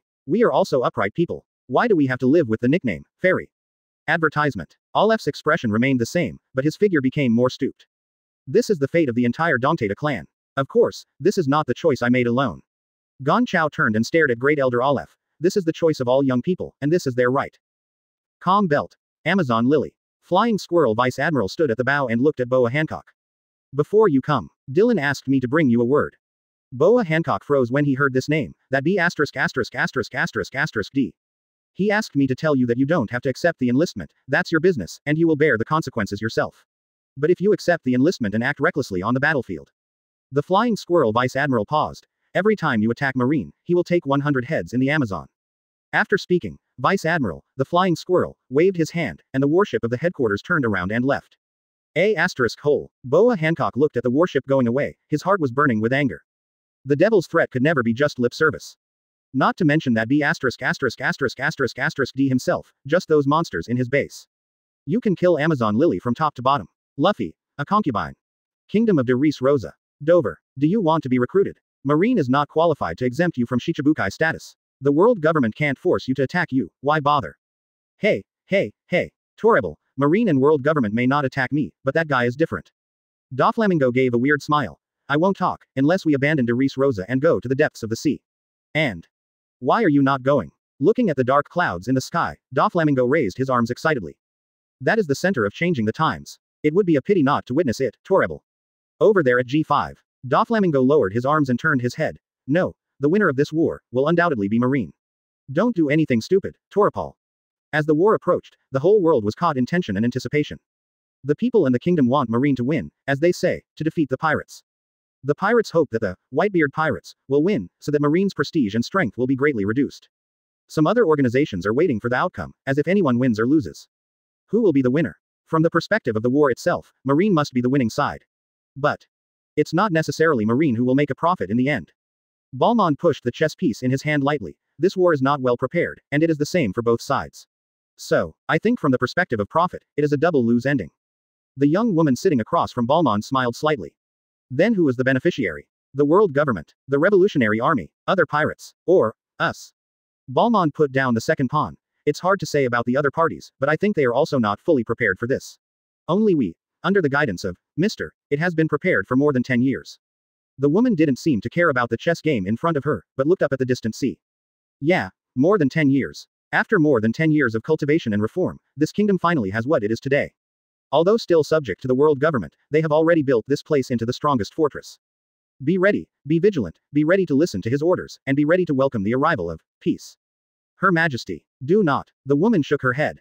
When there is no one, you should call me. Legion Commander. Chapter 52 Unveiling. Marineford. In the square below the execution platform. Dylan stood in the middle with both hands resting on Shira's knife handle. Vice Admiral, Smoker, Hina, and G5 officers of the 12 headquarters lined up on both sides of Dylan. Sengoku had just announced to the world Ace's life experience and the significance of this execution before he received the report. The Gate of Justice was opened. At the same time, the pirates under the command of the Whitebeard pirates appeared on the outskirts of Marineford. Here we come. Enter the battle state. Where is Whitebeard? Keep an eye on the surrounding movement. Gudu. A dark cloud appeared on Sengoku's face. Suru Vice Admiral shook his head. It seems that we have set up the wrong formation. The huge Moby DK and 3 auxiliary ships floated up from the bottom of the sea. Oh, is there another way? I came directly to the bay. Bellmeyer was a little surprised at the sudden appearance of the ship, and then looked at the others. Huh. Why didn't you respond?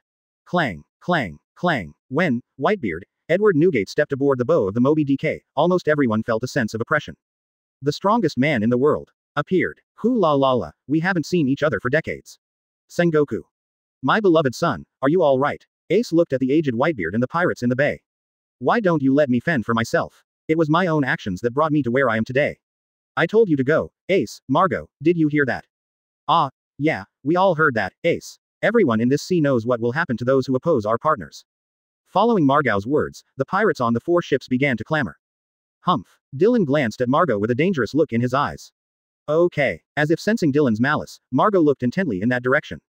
Dark Dragon. Before Margot could react, Whitebeard launched a sea quake, and Marineford was surrounded by huge tsunamis on both sides. Ice Age. The huge waves on both sides were frozen instantly, and Whitebeard looked at Aokiji in the air indifferently.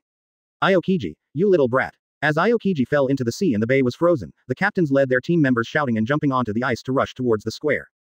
Tisk. Looking at the captains with hideous faces and strange expressions, Dylan turned to Shiryu and said, "Hey Shiryu, have you seen their tongues?" Okay. Shiryu raised his head suspiciously and looked into the distance. Indeed, many pirates like to stick out their tongues. Wait and cut some for me. To understanding. Dylan laughed. Just kidding, relax. But wait a minute, you have to perform your original duties. While Dylan and Shiryu were talking, an exaggeratedly large slash flew towards the Moby DK from the edge of the square.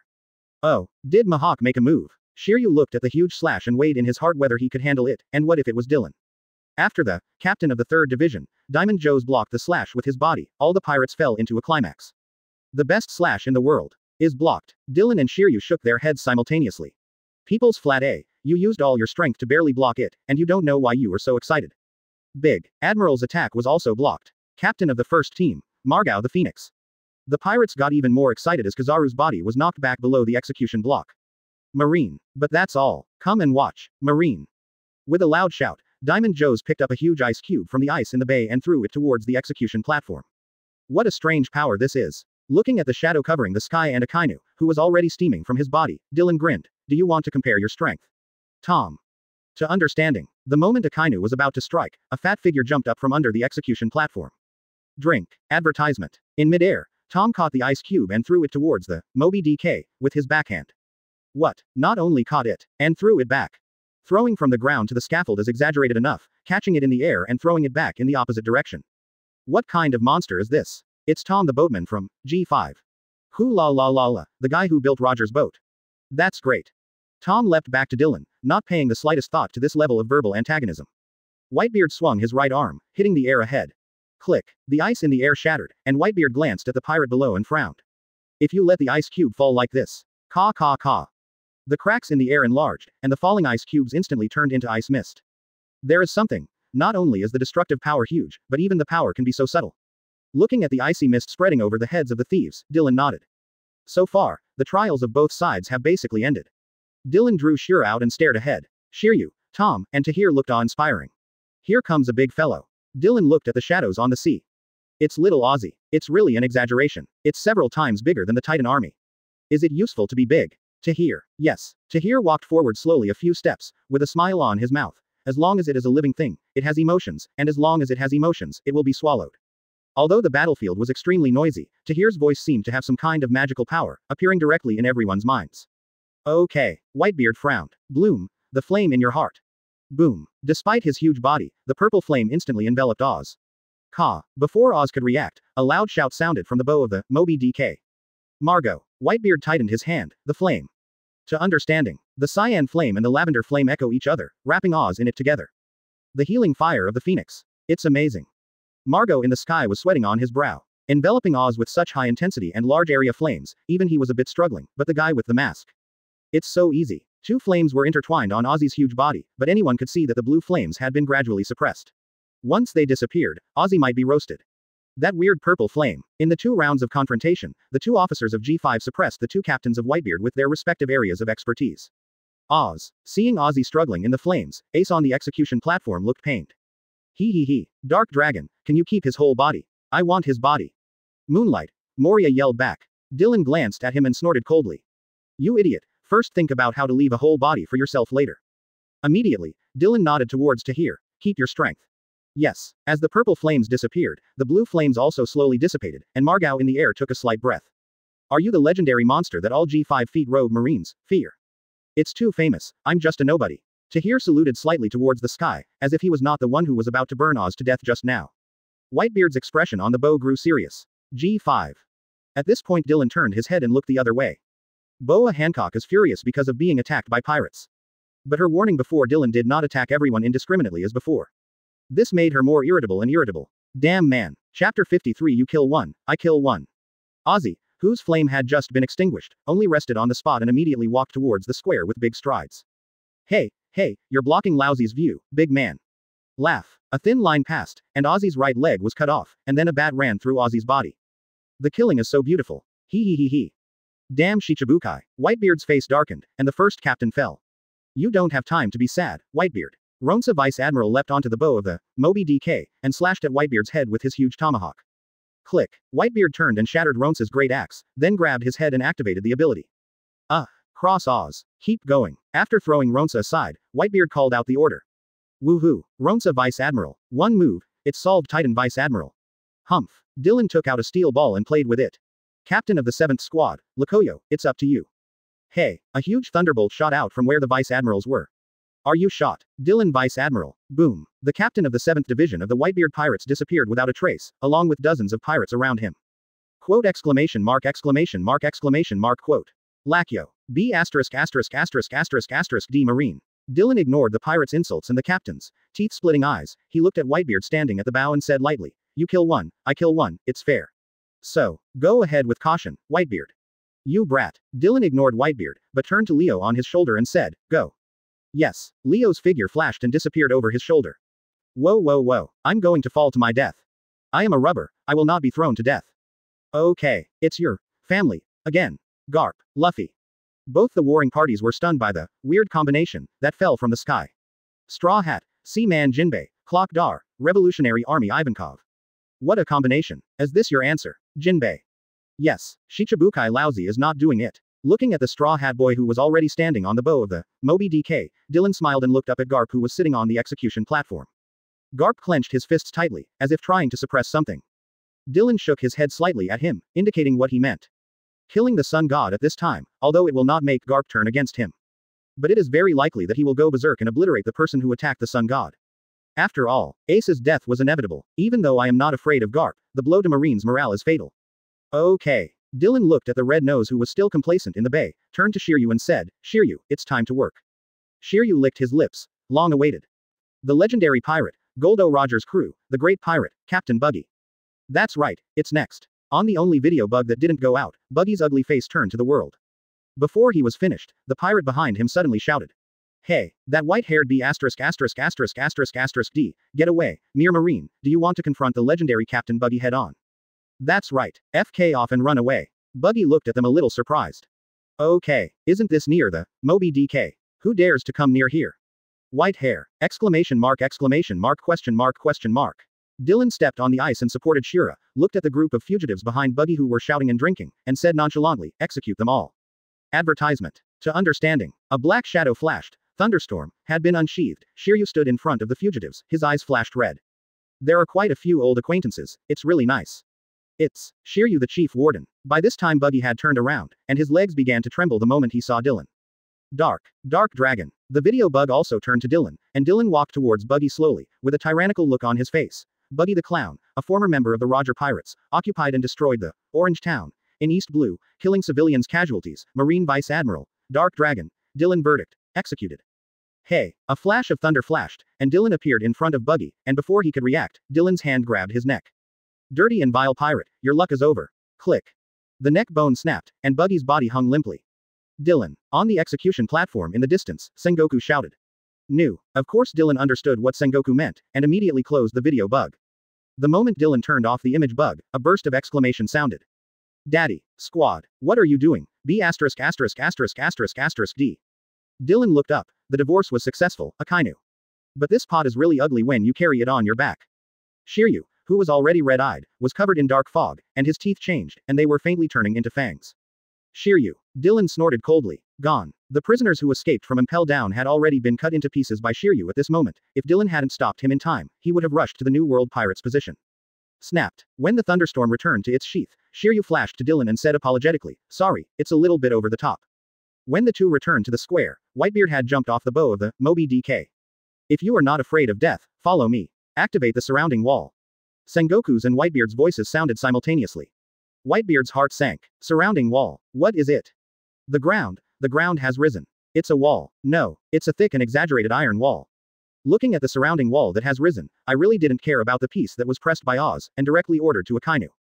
Akainu, hands on. Take their foothold. Akainu stood up, lava pouring out of his body. Meteor volcano. Dense magma fists fell from the sky, and the turbulent magma melted the ice in the inner bay and destroyed the Moby DK in just a moment. In the boiling sea water, the pirates fought hard to attack the surrounding wall. No. It's too thick. What is it made of? Why is it not moving at all? Clap. Whitebeard punched the air shattered, and then the huge impact crashed towards the surrounding wall. Boom. The surrounding wall directly in front of it was dented instantly, but it was not destroyed. Blocked. Can't Dad's ability take it too? Sengoku on the execution platform picked up the phone bug. Start the execution. At this moment, Little Oz tremblingly supported his body with his hands amidst the huge roar. Brother Ace. Kizaru looked at Ozzy, who was as huge as his body with just one finger, and raised his palm. If you smash your head, you should die completely, right? At the moment when the light flickered, a jet of water flew up from behind the surrounding wall. Oh, water flow. It's straw hats. Kizaru stopped the laser in his hand and looked at the straw hat. Oh, it's so scary, the son of the dragon. Kizaru kicked the straw hat off the execution platform. Sengoku turned around and shouted, do it. The executioner turned the long knife, and Ace's eyes were closed. Laugh. 2 sand blades passed through the execution platform. Don't be too complacent. Marine. Lock Doll scowled in the square. Isn't it you who got carried away there? Little lizard. Chapter 54. Can any bull or horse be whitewashed? The moment he heard this voice, Doflamingo, who was about to attack Clockadar, jumped aside with a strange laugh. Hey, he's provoked an incredible guy. Hawkeye, Boa Hancock, and Moria all looked in Dylan's direction. Dylan drew Shura out as he walked forward. Even though his malice and murderous intent did not target Marine, there was still a strong wave of air around him. Dylan. Smoker bites on his cigar. Hina was surprised. Black Threshold. Hina stood beside Smoker, looking at Dylan who was bursting out with crimson aura. It's rare to see him like this. It seems that he really hates Lockdar. Sometimes I really don't understand where your confidence comes from. I don't really understand. Dylan dodged in front of Clock Doll and slashed down with a volley. Swish. The poisonous hook held by Lock Doll above his head did not block Shura in the slightest. Shura wrapped around Hockey instantly split K-Lock's body in 2 from right arm to left leg. Why do you evil pirates gain the favor of others just because you helped the Straw Hat? Shura slowly sucked the blood still left on the knife, trembling with excitement. After taking a look at the dying Clock Dar, Dylan turned and left. Boa Hancock's face was gloomy, and his eagle eyes were thoughtful. Little Ozzy picked up the boat. The Whitebeard pirates broke through the surrounding wall.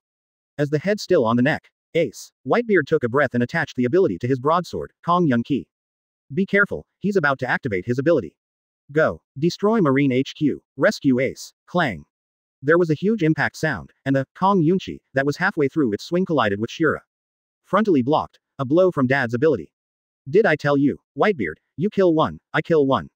Whitebeard's mouth was bloody, and he glanced at Lock Doll, who had been cut in half in the distance, before staring at Dylan. Hoo la la la la, the arrogant thunder brat. HMPH, is there still such power at this point? Whitebeard. The 2 weapons were separated, and Dylan stood alone in front of the Whitebeard pirates, with no fear in his expression. The pirates, Marine, and Shichibukai present were all stunned. Is this person really just Vice Admiral? But the situation where Dylan was alone only lasted for a moment, and the next moment all the officers of G5 came to Dylan's side. Next came the Vice Admirals from the headquarters. Although the Shichibukai did not approach, they were also staring at the Whitebeard pirates not far away with a dangerous look. It's just an exaggerated Marine, break through them. Diamond Jazzy transformed instantly and ran towards Dylan. Shawa Righteous Fist. Boom. Diamond. Jazzy's right shoulder was caught by Tom's punch. The 2 taciturn people looked at each other and began to fight without saying a word. Dad, you go save Ace. Margot flew into the air and swooped down on Dylan. Tahir looked at Margot who had transformed into a phoenix in the sky and smiled slightly. In that case. Call. A mass of purple light lit up, and Tahir slowly took 2 steps forward. 9 huge and fluffy tails appeared behind Tahir, feeling the changes in his body. Tahir's expression was a little complicated. It's been a long time since I looked like this. Margot in the sky took a breath. The other captains and the New World captain were also taken aback, but then they clamored again. Hold them and let Dad pass. Dance of Roses. The slash fell like a petal, heading straight for Dylan. Swish. The captain of the 5th squad. Foil. Vista. Let me do it. Shiryu swung his knife to block the petals. Give me. Lei Ching. Marku Gai. Ain resisted Marku Gai's slash. Advertisement. I'll take care of Brother Deercobbin. Belmo covered his arms with both hands, walked to the flank, and looked at the blind twins who were eager to try. Luo stood on the right side and glanced at Doma, the wandering knight, with a monkey lying on his body. The 2 sides just made eye contact and immediately rushed to each other. The ranger Doma smiled ferociously. Where did you come from? Have you never heard of your reputation? If I have to say, I am a soldier of the G5 branch. Che is simply insulting us. Doma slashed at Luo. Well, Luo raised Guiwai to block Doma's slash, and after thinking for a while, he said, this is considered worthy of you. Taking advantage of the gap between Dylan and Whitebeard's confrontation, the Straw Hat catapults and prepares to jump towards the execution platform. Oh, this is not okay. As a Marine Admiral, you can't just let your subordinates fight. A laser shot through the right belly of the Straw Hat, and then Kizaru landed in front of the Straw Hat. Without power, no matter how hard you try, it's useless. After speaking, Kizaru raised his foot and kicked the Straw Hat away. Young, clumsy and reckless, exactly like that idiot Ace, but I like this idiot. When Whitebeard raised, Kong Yunchi, again and cut down, before Dylan could make a move, a scorching breath appeared in front of Dylan. Akainu looked at Whitebeard stepping on the edge of, Kong Yunchi, want to destroy this island. It's not that easy. Hoo la la la la, then you have to guard it. Seeing Admiral make a move, Dylan looked around the battlefield. In the sky, Margot was covered in two-color flames. Although the purple flames were eroding his body, Margot still gritted his teeth and flew towards the execution platform. Ace, wait for me. Okay. Tahir on the ground also frowned. Do you want to die? This guy. At the moment Margot approached the execution platform, a flash of thunder flashed. Boom. A hockey-covered elbow hit Margot in the face.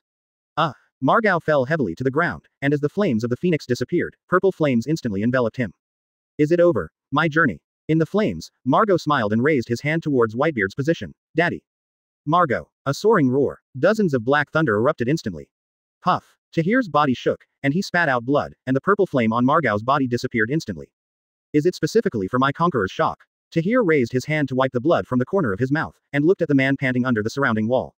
Amazing. The tail behind him slowly dissipated, and Tahir silently retreated to the back of the position. Tom glanced back at Tahir, who was still bleeding from the corner of his mouth, and turned to Diamond Joes, who looked anxious, and said, stop for now, and go take care of your partners.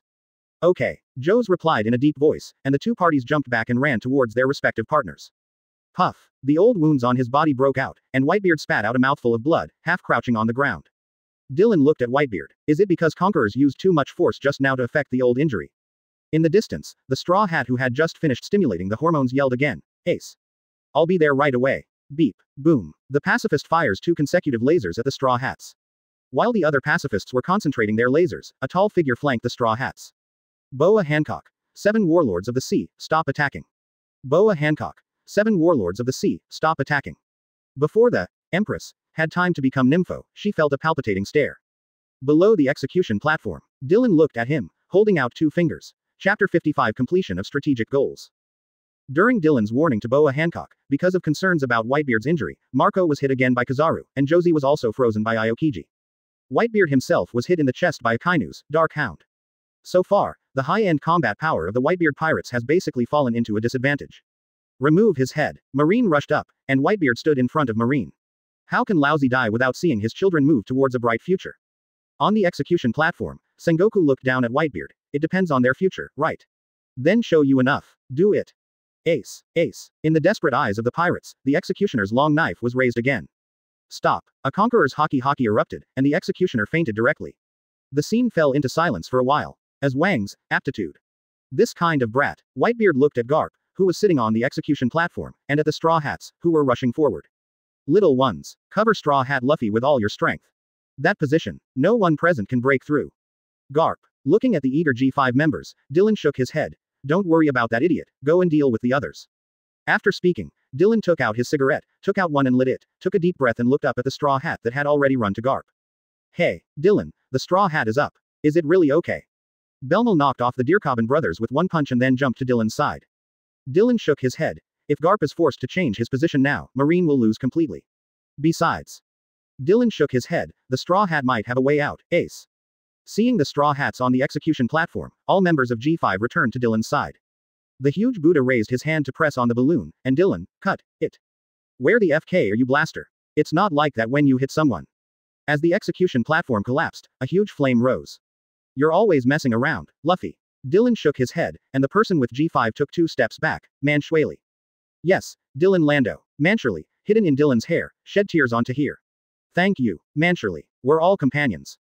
Dylan looked at Ace who was confronting Aokiji and said to everyone, wait for my order. To kill Ace, let Akainu carry it by himself. Don't love to fight, Ace. The moment Ace ran away, Akainu stepped out from the thick smoke. Did you run away with your tail between your legs after rescuing someone? You really are a group of cowards, the Whitebeard pirates. Whitebeard himself is a complete loser.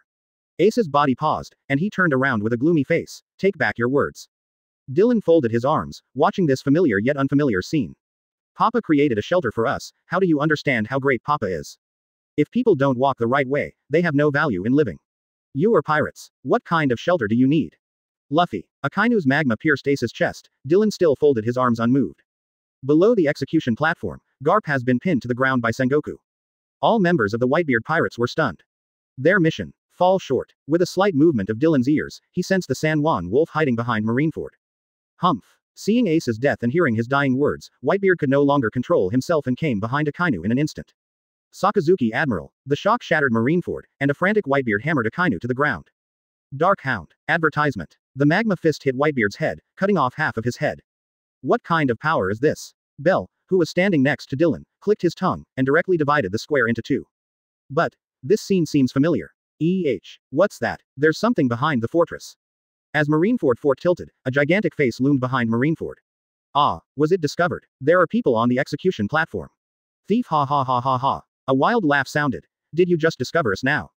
Blackbeard looked at Whitebeard below, with an excited look on his face. It's great to see you before you die. Dad.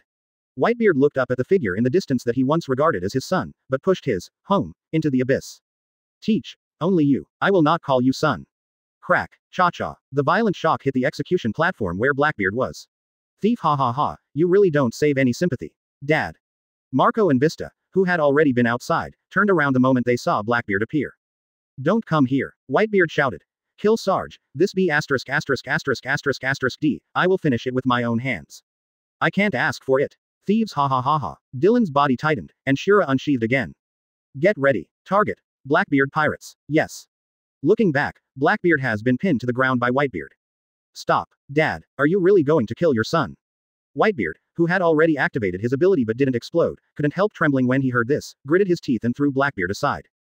Get rid of him. The Blackbeard pirates swarmed up, and the bullets of various weapons kept hitting Whitebeard's body. After they were all tired from cutting themselves and the bullets ran out, Whitebeard barely opened his eyes and took a look at Blackbeard. It's not you. The man Roger is waiting for. At least it won't be you. Teach. Z. The large screen in the middle behind the square suddenly lit up, and Sengoku's pupils shrank. Oops.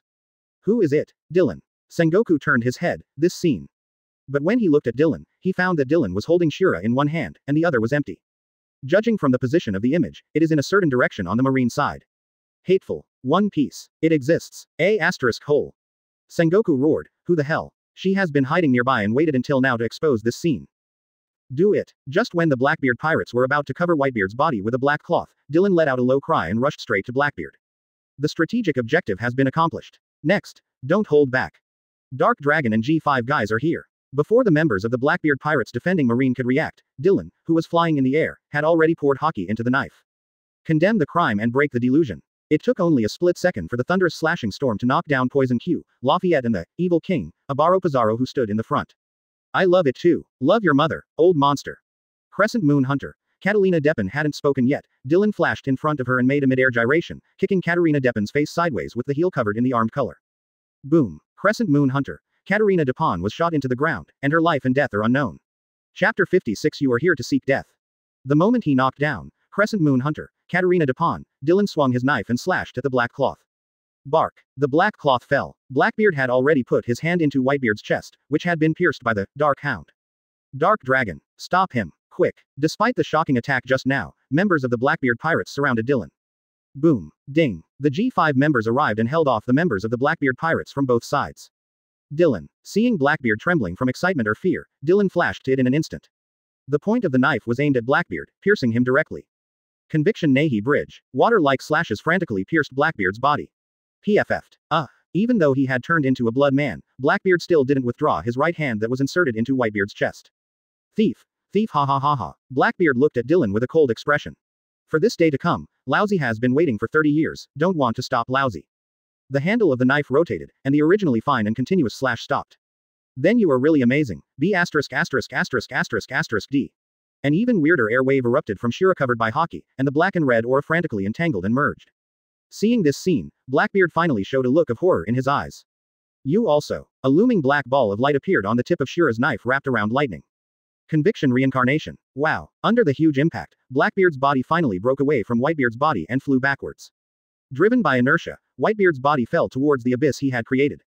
Damn. Damn. Dark Dragon. Seeing Whitebeard's body fall, Dylan looked up at Blackbeard, who was lying on the edge of the cliff in the distance, beating his chest and kicking his feet. Damn. Damn. Damn. UB asterisk asterisk asterisk asterisk asterisk D. Sensing Dylan's approach, Blackbeard jumped to his feet. Lousy's dream will not end here. Humph. Dylan didn't say much, but wrapped the conquerors around Shira again. The blow that entangled conquerors just now actually only injured him, not even to the point of severely injuring this guy's body. In the end, on the other side, the Straw Hats escaped from Akainu without Lock Doll and Buggy the Clown.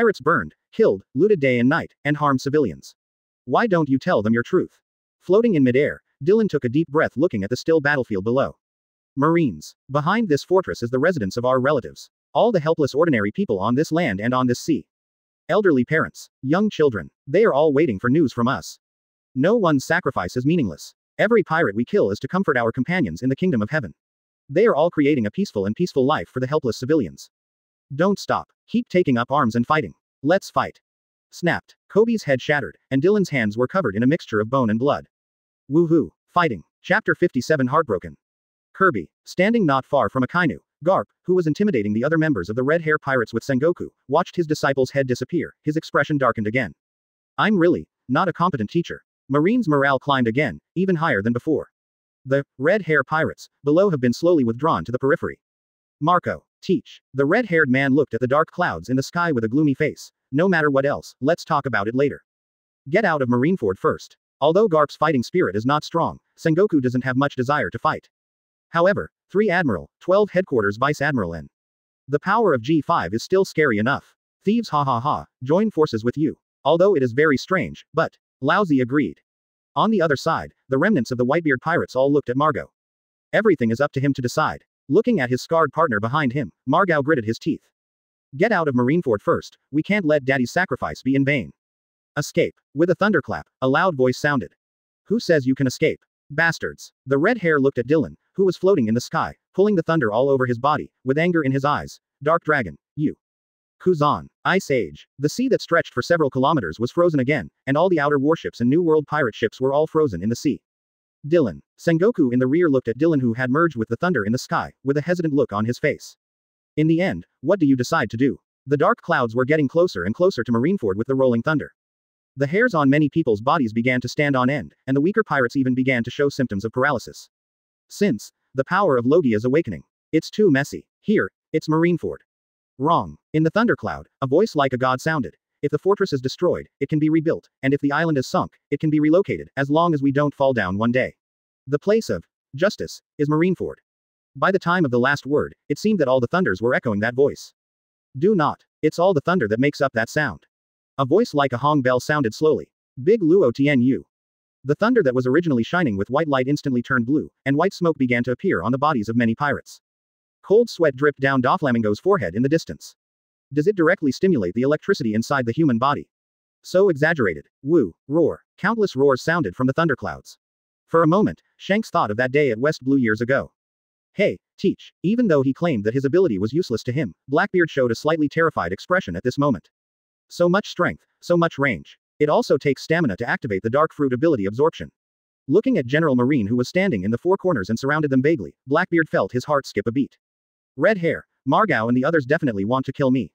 After Lousy activates his ability, you have to protect Lousy. Shanks nodded solemnly. I promise, your grievances will not break out here. Thieves, ha ha ha, you are still so masculine. Then Lousy will trust you once. But. Blackbeard looked at the figure of the beast gradually descending from the sky. The current Lousy, even if he tries his best, it is impossible to protect so many people. Redhead's heart sank. Thousands of pirates are scattered around Marineford, only his crew, Blackbeard's team members and Whitebeard's captains are around. Do your best, we will work together. That's right, if you want to survive, cheer yourself up. Thieves, ha ha ha ha. As soon as the words fell, the phantoms of those ferocious beasts bound by the thunder cloud instantly rushed down. Inside the square, Sengoku's scalp tightened. Back, protect your own people first. Hey, he's such a messy guy, do you want to kill us together? Although the target of the beasts is the Pirate Alliance, on the periphery, the stuck marine is still inevitably affected. Roar. Dark sky. Blackbeard raised his hands, and a huge circular sky opened, barely resisting the thunder and lightning beast. Advertisement. Ka. No way. Blackbeard's pupils shrank, and he spat out a mouthful of blood. Hurry up and find a way to attack him. While Marine is also resisting his power. Quick. New. The redhead lifted the griffin and took a deep breath, and the conqueror's hockey wound up. Looking at the thunderclouds billowing in the sky, the red-haired looked anxious. Where is he? Can't find his place. If Usopp is there. There. Margao stretched out his finger towards a certain place in the sky. There is a breath of life there, and it can't be anyone else except him. It is good. Drink. After swinging Griffin in a circle, a giant slash not inferior to the body of a ferocious beast flew directly into the sky. Boo boo. Boo boo. Boo boo. Dylan in the sky glanced at the blue phone bug in his hand, then crushed it. The slash pierced the sky, splitting the thundercloud in two. The clouds parted, revealing Dylan's body, which was still pulling the lightning around him. Dylan looked down. Aokiji looked hesitant. Kizaru didn't know where to hide. Garp, Sengoku, and Suru Vice Admiral were all trying to release their breath to protect the weak marine. Only Akainu led the Ghost Spider, Doberman and other Hawks Vice Admiral to fight forward in the thunder. Dylan let out a long sigh. Failing to do our best is really not a crime of war. But. The thunder light dissipated, and in the sky, Dylan pulled out Shira and looked down at the Pirate Alliance. Always leave something behind. Oh, then let them die. How about it, Dylan? Kizaru appeared next to Dylan, watching the ice below glow with folded hands. 8-foot Chong Guyu. The laser strikes, which were more exaggerated than the previous two, instantly covered the ice. Dylan squeezed Shira tightly, his body trembling uncontrollably. Although it seems to be very powerful, this move, 8-foot Chong Guyu. It's breaking the ice and opening the way for the pirates. Kizaru and Dylan stood side by side in the air. It means the above, Dylan. Hey, Shiro returned to the sheath, looking at the Pirate Alliance. Going away, Dylan slowly fell to the ground. Aokiji remained silent. Sengoku and Garp became inexplicably tense. Akainu emerged from the ground, his eyes breathing fire. Why? They are just paralyzed, not life-threatening, why? Why don't you take the opportunity to eliminate those scourges? Seeing that the scene had split into confrontation, Sengoku walked to the middle and looked at Akainu and Dylan. Whitebeard died in battle, and Firefist died too. Our goal has been achieved. If Redhead and Blackbeard are completely wiped out here, it is equivalent to handing over the new world to Big Mom, Kaido, and those people. Good speech from a statesman. At this time, Dylan's momentum was exhausted, but his words and expressions made Sengoku Garp a little uneasy. People from the G5 branch came behind Dylan, and Shiryu was still holding a few heads in his hand. Gululu. Shiryu threw the head on the ground. I brought you something. Dylan smiled as he looked at the heads on the ground with their tongues sticking out of their mouths. Forget it. Dylan was just about to turn around when he saw Belmabel crying bitterly on Kebi's body in the distance. Shiryu. Dylan raised his chin towards that position. Execute deserters. Yes. Bah. Garp gritted his teeth and was ready to strike. With a palm on his shoulder, Sengoku slowly shook his head at him. Let him go, Garp, he didn't do anything wrong. So far, Summit War ends with Marine victory. Although Marineford Fort was destroyed, 100,000 Marines sacrificed nearly 10,000 people. But the result achieved is: the leader of the Whitebeard Pirates, Edward Newgate, died in battle. The captain of the Whitebeard Pirates' second squad, Fire Fist, Ace, died in battle. The captain of the 7th Division of the Whitebeard Pirates, Rakuyo, was executed. 12 captains belonging to the Whitebeard Pirates were killed in battle. The original 7 warlords of the sea, Crocodile, was executed. The original Roger Pirates crew member, the Clown Buggy, was executed. The crew of the Blackbeard Pirates, Poison Q, was executed. Lafayette, a member of the Blackbeard Pirates, was executed. More than 3,000 crew members of the Whitebeard Pirates and its New World Pirates have been executed. After the war, that man's name resounded in the sky again. Marine Vice Admiral, Dark Dragon, Adams Dillon. Chapter 58: The Past of East Blue. Admiral, Lousy doesn't need it, and doesn't have that spare time. Kuzan has left Marine, Dillon. Sengoku, who decided to step down as Marshal, no longer dyed his hair. In the phone bug, Sengoku looked at him with his gray hair. Sakazuki will be awarded the title in 2 months. Before Kuzan leaves Marine, he recommended you to succeed him. Others think you're a good fit, too. Others. Dillon sneered. Then if other people don't think I need to live, am I going to kill myself? Dillon. I know. You know shit, you don't know. Dillon rudely interrupted Sengoku, picked up the microphone and said to Sengoku, aren't you planning to recruit soldiers in the world? Then go to recruit soldiers. I will still be the head of my G5 branch. I want to be promoted to Admiral one day, and I will tell you. After speaking, Dillon hung up the phone bug and looked at CP0 standing in front of the desk. Is that what the 5 elders mean? Yes. CP0 nodded. 5 elders said. Even if you are promoted to Admiral, you only need to sit in Marineford and handle special tasks, not. Huh. Dillon snorted coldly and interrupted CP0 with his eyes. As Admiral, you'll have to wipe Celestial Dragons A everywhere, and maybe Lousy will be stationed at Mariajoy, something like that. Do you think Lousy will do it? How the hell do I know? CP0 shouted in his heart, but his body nodded honestly. It's really not like your style. Dillon reached out to CP0 after taking a puff of cigarette. Quote? Phone bug, the one in front is broken. CP0 said with some doubts. The Azure phone bug is very difficult to breed, and I heard that you crushed it by yourself. Dillon glanced at him and sneered. Then borrow yours, and you can type it up. It was still the blonde 5 elders who answered the phone. Adams Dillon. It's me, Admiral. I'm not going to be Admiral, and you know the reason. If I do some things, it will only make the mess worse.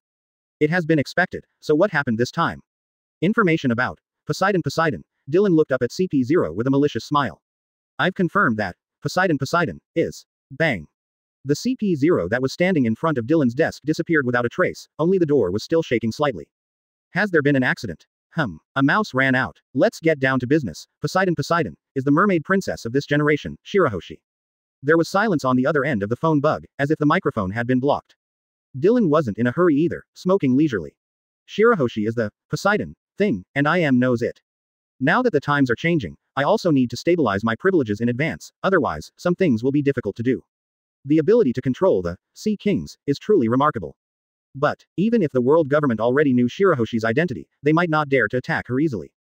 After all, if the location of the Fishman Island really makes Shirahoshi break down, no one in this world will be able to escape from there.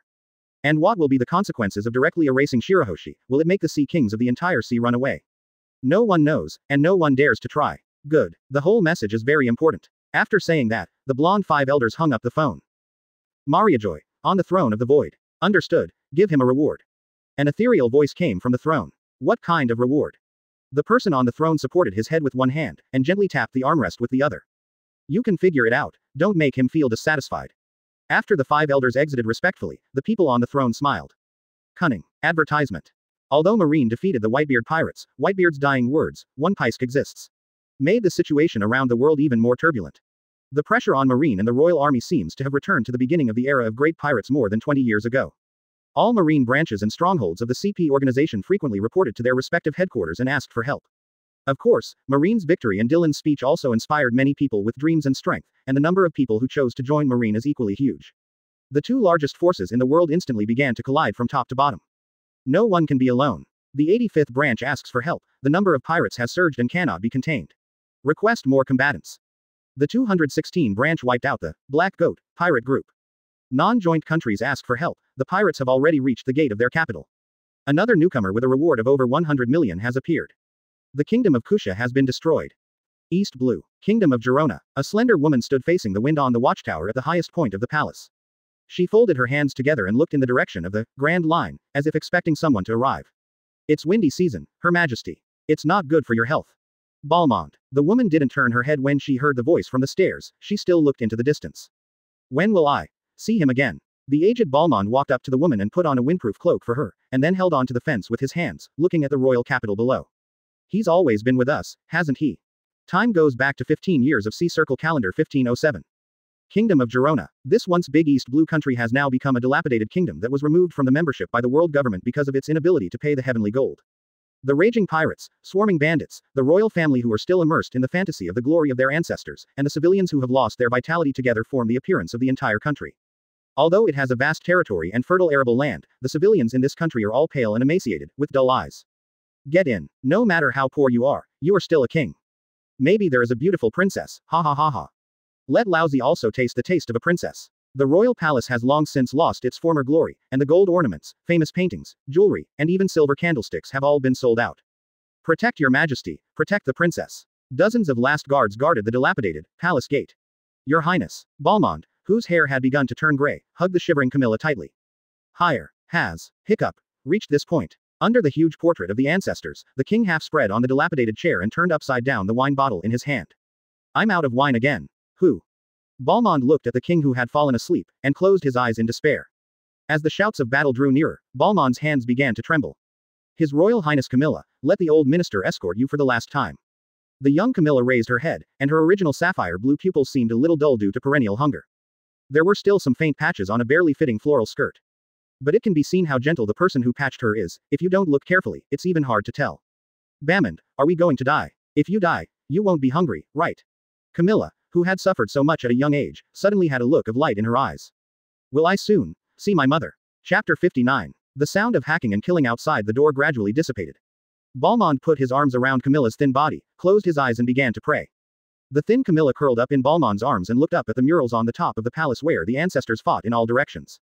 Ancestors, please bless my people, don't be bullied by bad guys anymore, and bless me by the way, see my mother. Your Majesty Camilla. Balmond, who was over half a century old, burst into tears. Such a kind princess, why did fate not favor her so much? Let her be born into this precarious royal family. Squeak. Accompanied by an old rubbing sound, the palace door was slowly pushed open. Balmond was sad at first, and then he was keenly aware that something was wrong. How could the pirate push the door? They usually come straight in, and... Why so quiet? Footsteps sounded from the palace gate. Balmond opened his eyes and looked over. A 15 or 16-year-old boy walked in carrying a long knife that was extremely asymmetrical to his body. You are. Me. I'm a marine. The kingdom of Girona has always been known for its fertile land and people. Although there are no rare or rich fishery resources in other countries. However, under the unique climatic conditions, the grain output is very abundant. Such a land has also become a regular target for pirates to plunder. The people living here are miserable, but they are powerless to resist. Hundreds of years ago, the ancestors of the kingdom of Girona came to this land and led their knights to draw borders, drive away robbers, and establish rules. People love the royal family of Girona and swear allegiance to it forever.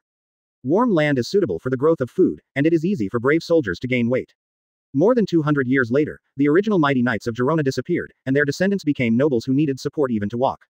And the royal family is even worse. With the help of huge food production, they cooperate with warring states in exchange for high income. Finally, in a certain year, they became a member of the world government. With the Marines' protection, promised by the world government, the royal army has completely become a joke. Although the people's life is getting worse day by day, they can still make ends meet. The days are maintained like this, even though the proportion of food collected by the royal family is getting higher and higher, even though some people are already starving. But people know very well that if they can't continue to pay the heavenly gold, then they will go back to hell just like their ancestors. All the people are gnashing their teeth to bear it. On the one hand, they have to work hard to collect the heavenly gold, collected by the world government, and on the other hand, they have to maintain the extravagant life of the nobles. And the fragile support point that maintained all this finally collapsed completely one day. One piece. Goldo Roger was executed. Countless people started to go to sea to find the unprecedented huge treasure, One Piece. Many newcomers to sea simply won't be deterred by Marine's flag. They came to Girona, the land of rice. They robbed food, robbed women, and robbed what was in preparation, the gold in the sky. This year, the rice country, Girona lost its status as a member country of the world government. Advertisement. Marine took down their flags. The nightmare has returned to this land, and the knights who once held arms to defend the people have long since disappeared. This year, Princess Camilla came to this world. By the way, Mr. Marine, our soldiers. Dylan smiled a little embarrassedly when he was a teenager. They fainted, and their lives are not in danger. After speaking, Dylan put Shira back slightly. Then Dylan looked around. This, let's call it a castle. In terms of the scale of the building, it should have been rich, but now it looks inexplicably ironic. Didn't you say that there are no soldiers in this kingdom? Balmond smiled wryly. They are not the descendants of the first generation of knights. After losing their status as a member country and facing more and more frequent looting, the nobles either fled here or died here. They were originally civilians. In order to fulfill the promise of their ancestors, they took up arms. No wonder. Dylan pondered for a moment. Those people didn't look like fighters no matter what. Wait a moment. Balmond thought of the king who was still sleeping soundly on the chair, although he was so stupid and incompetent, but anyway. The country, Your Majesty the king, the 13th king of the royal family of Girona, died on his throne, smiling. Balmond, what's the matter with father? Suppressing the grief in his heart, Balmond took Camilla's shoulders with trembling hands. Your Majesty Camilla, His Majesty the king, has passed away. You are the only heir left in this country. Father, like mother and sister, have gone far away. Please be strong. Okay. Although her body was still weak, Camilla still responded heavily. I will, Balmond, I promised my mother that I will not cry until I find support, and I will wait for them to come back. The young Camilla still doesn't quite understand the meaning of death. Some people told him that he fell asleep, and some said that he had gone to a faraway place. Dylan not far away sighed. This is East Blue, the weakest sea. Symbol of peace. If the East Blue is like this, then the situation in other sea areas in the Grand Line can be imagined. A rich place, but no strength to guard him. Despite his deep sympathy for the country, Dylan stood up and walked out the door. Along the way, he has seen too many tragedies in the world, and this place is far away from the branch. If you don't go back sooner, you will be scolded again. Balmond watched the young Marine, who was about to leave, move his mouth, but in the end he still didn't speak. Marine after all, the Marine of the world government. Just when Dylan walked to the gate, a slightly tired and crisp voice sounded from behind. Big brother. Okay. Dylan turned around and looked at Camilla, who had a dusty face and was wearing a patchwork floral skirt. What's wrong? Camilla supported the table and slowly walked towards Dylan. When she came to Dylan, Camilla bowed deeply to Dylan. Thank you for saving my soldiers. You are welcome to visit Girona next time. We will definitely treat you with the sweetest rice. Camilla raised her small face and showed a smile. If Girona is still around. Chapter 60 The Origin of Faith. That's the way it was in the early days. Dylan sat cross-legged in the dilapidated palace garden, drawing a vague map on the ground with branches. According to what you said, the people of the Kingdom of Girona still support the royal family, so the first thing to do is to gather the people together and resume production. But, Balmond thought of the pirates who came here to plunder from time to time. Even if they planted food, it was just given to the pirates for nothing. Dylan frowned and thought for a while, then said to Balmond, find someone who is familiar with the surrounding sea area and loyal enough to send me a letter back. Remember, you must be cautious enough. Otherwise, you will plant a disaster for the future. Quote. I will stay here for 2 seasons. In the first quarter, I will ensure that the grain can mature smoothly. Second season, teach your soldiers how to take up arms. Pirates, it's not that scary. Goo. A strange sound came, and Dylan looked at Camilla, whose face was slightly pale but shy and slightly red. Dylan looked at the others. The faces of the soldiers were also disheveled. The old man's beard was almost like straw. Are there any beasts anywhere near? In the deep mountains to the north, there are some beasts. Call someone, bring a cart or something and follow me. Dylan stood up, bent down and touched Camilla's head again. Persist a little longer, we'll be back soon. Camilla stood on tiptoe and watched Dylan and the coachman disappear. Although she was emaciated due to long-term hunger and turmoil, her hair was withered and yellow. But at this moment Camilla's eyes lit up. Balmond. Looking at the figure that had disappeared at the end of the road, tears finally welled up in Camilla's eyes. Have I found someone I can rely on? In the jungle north of the king's capital of Girona. Because no one has cleaned it all year round, weeds and shrubs are everywhere here. On the long abandoned road below the mountain, the corpses of more than a dozen large beasts were already piled up on several carts. Again, swish, swish. In the shadow of the dense forest, Dylan came out carrying the corpses of several beasts. Let's go, these should be enough for a while. In terms of staple food and condiments. Dylan remembered seeing a pirate flag on a small island on the way back. Just go there and borrow a little. When the convoy returned to the capital with the corpse of the beast, more and more people followed behind. When he arrived at the gate of the palace, Dylan nodded slightly towards Camilla first, and then Shira's scabbard thumped heavily on the ground. Now, the man who can cut meat, go to the left, and the woman who can cook, go to the right. After the crowd dispersed, Dylan continued, others went to find firewood. Looking at Dylan standing in front of her, even though she didn't know his name yet, Camilla was sure at the moment. She has found someone she can rely on. An hour later, the smell of meat filled the sky of the capital, and Dylan stood in front of a row of cauldrons, scanning the cooks. If you steal food, the whole family will be expelled. This is the rule set by that young man. Although no one knew him, the soldiers had already told them that the young man killed more than 30 incoming pirates by himself. Although the saliva in the mouth has been constantly rolling, even though many children have begun to cry. But the appearance of that young man standing there leaning on a knife made everyone fearful. Soldier. When all the meat is cooked, Dylan calls out to order. The soldiers who were originally civilians immediately assembled in front of the cauldron. Each person, according to age, distributes food. If you haven't finished eating, let it dry up, and you are not allowed to eat more. Dylan looked at the crowd with a serious expression. Crying is not allowed. Camille at the back tugged on Balmon's sleeve. Bamond, don't we have a lot of meat? Why can't everyone eat as much as they want? Balmond stroked his beard and smiled. Your Highness, you can't eat all this meat at once. If you eat it today, what about tomorrow? The day after tomorrow? And after a long period of starvation, one cannot eat too much at one time, as the body will not be able to afford it. Advertisement. That young man is amazing. Why? A sharp voice shouted in the crowd. There is so much meat. Why can't we have a full meal? Dylan glanced over coldly, and the clamoring young man shrank back in fear. But then he saw the people around him whispering to each other and immediately said loudly, These are the beasts of our kingdom of Girona, we can eat as much as we want. Dylan did not explode immediately, but pulled out the Shura scabbard that had been dug into the ground.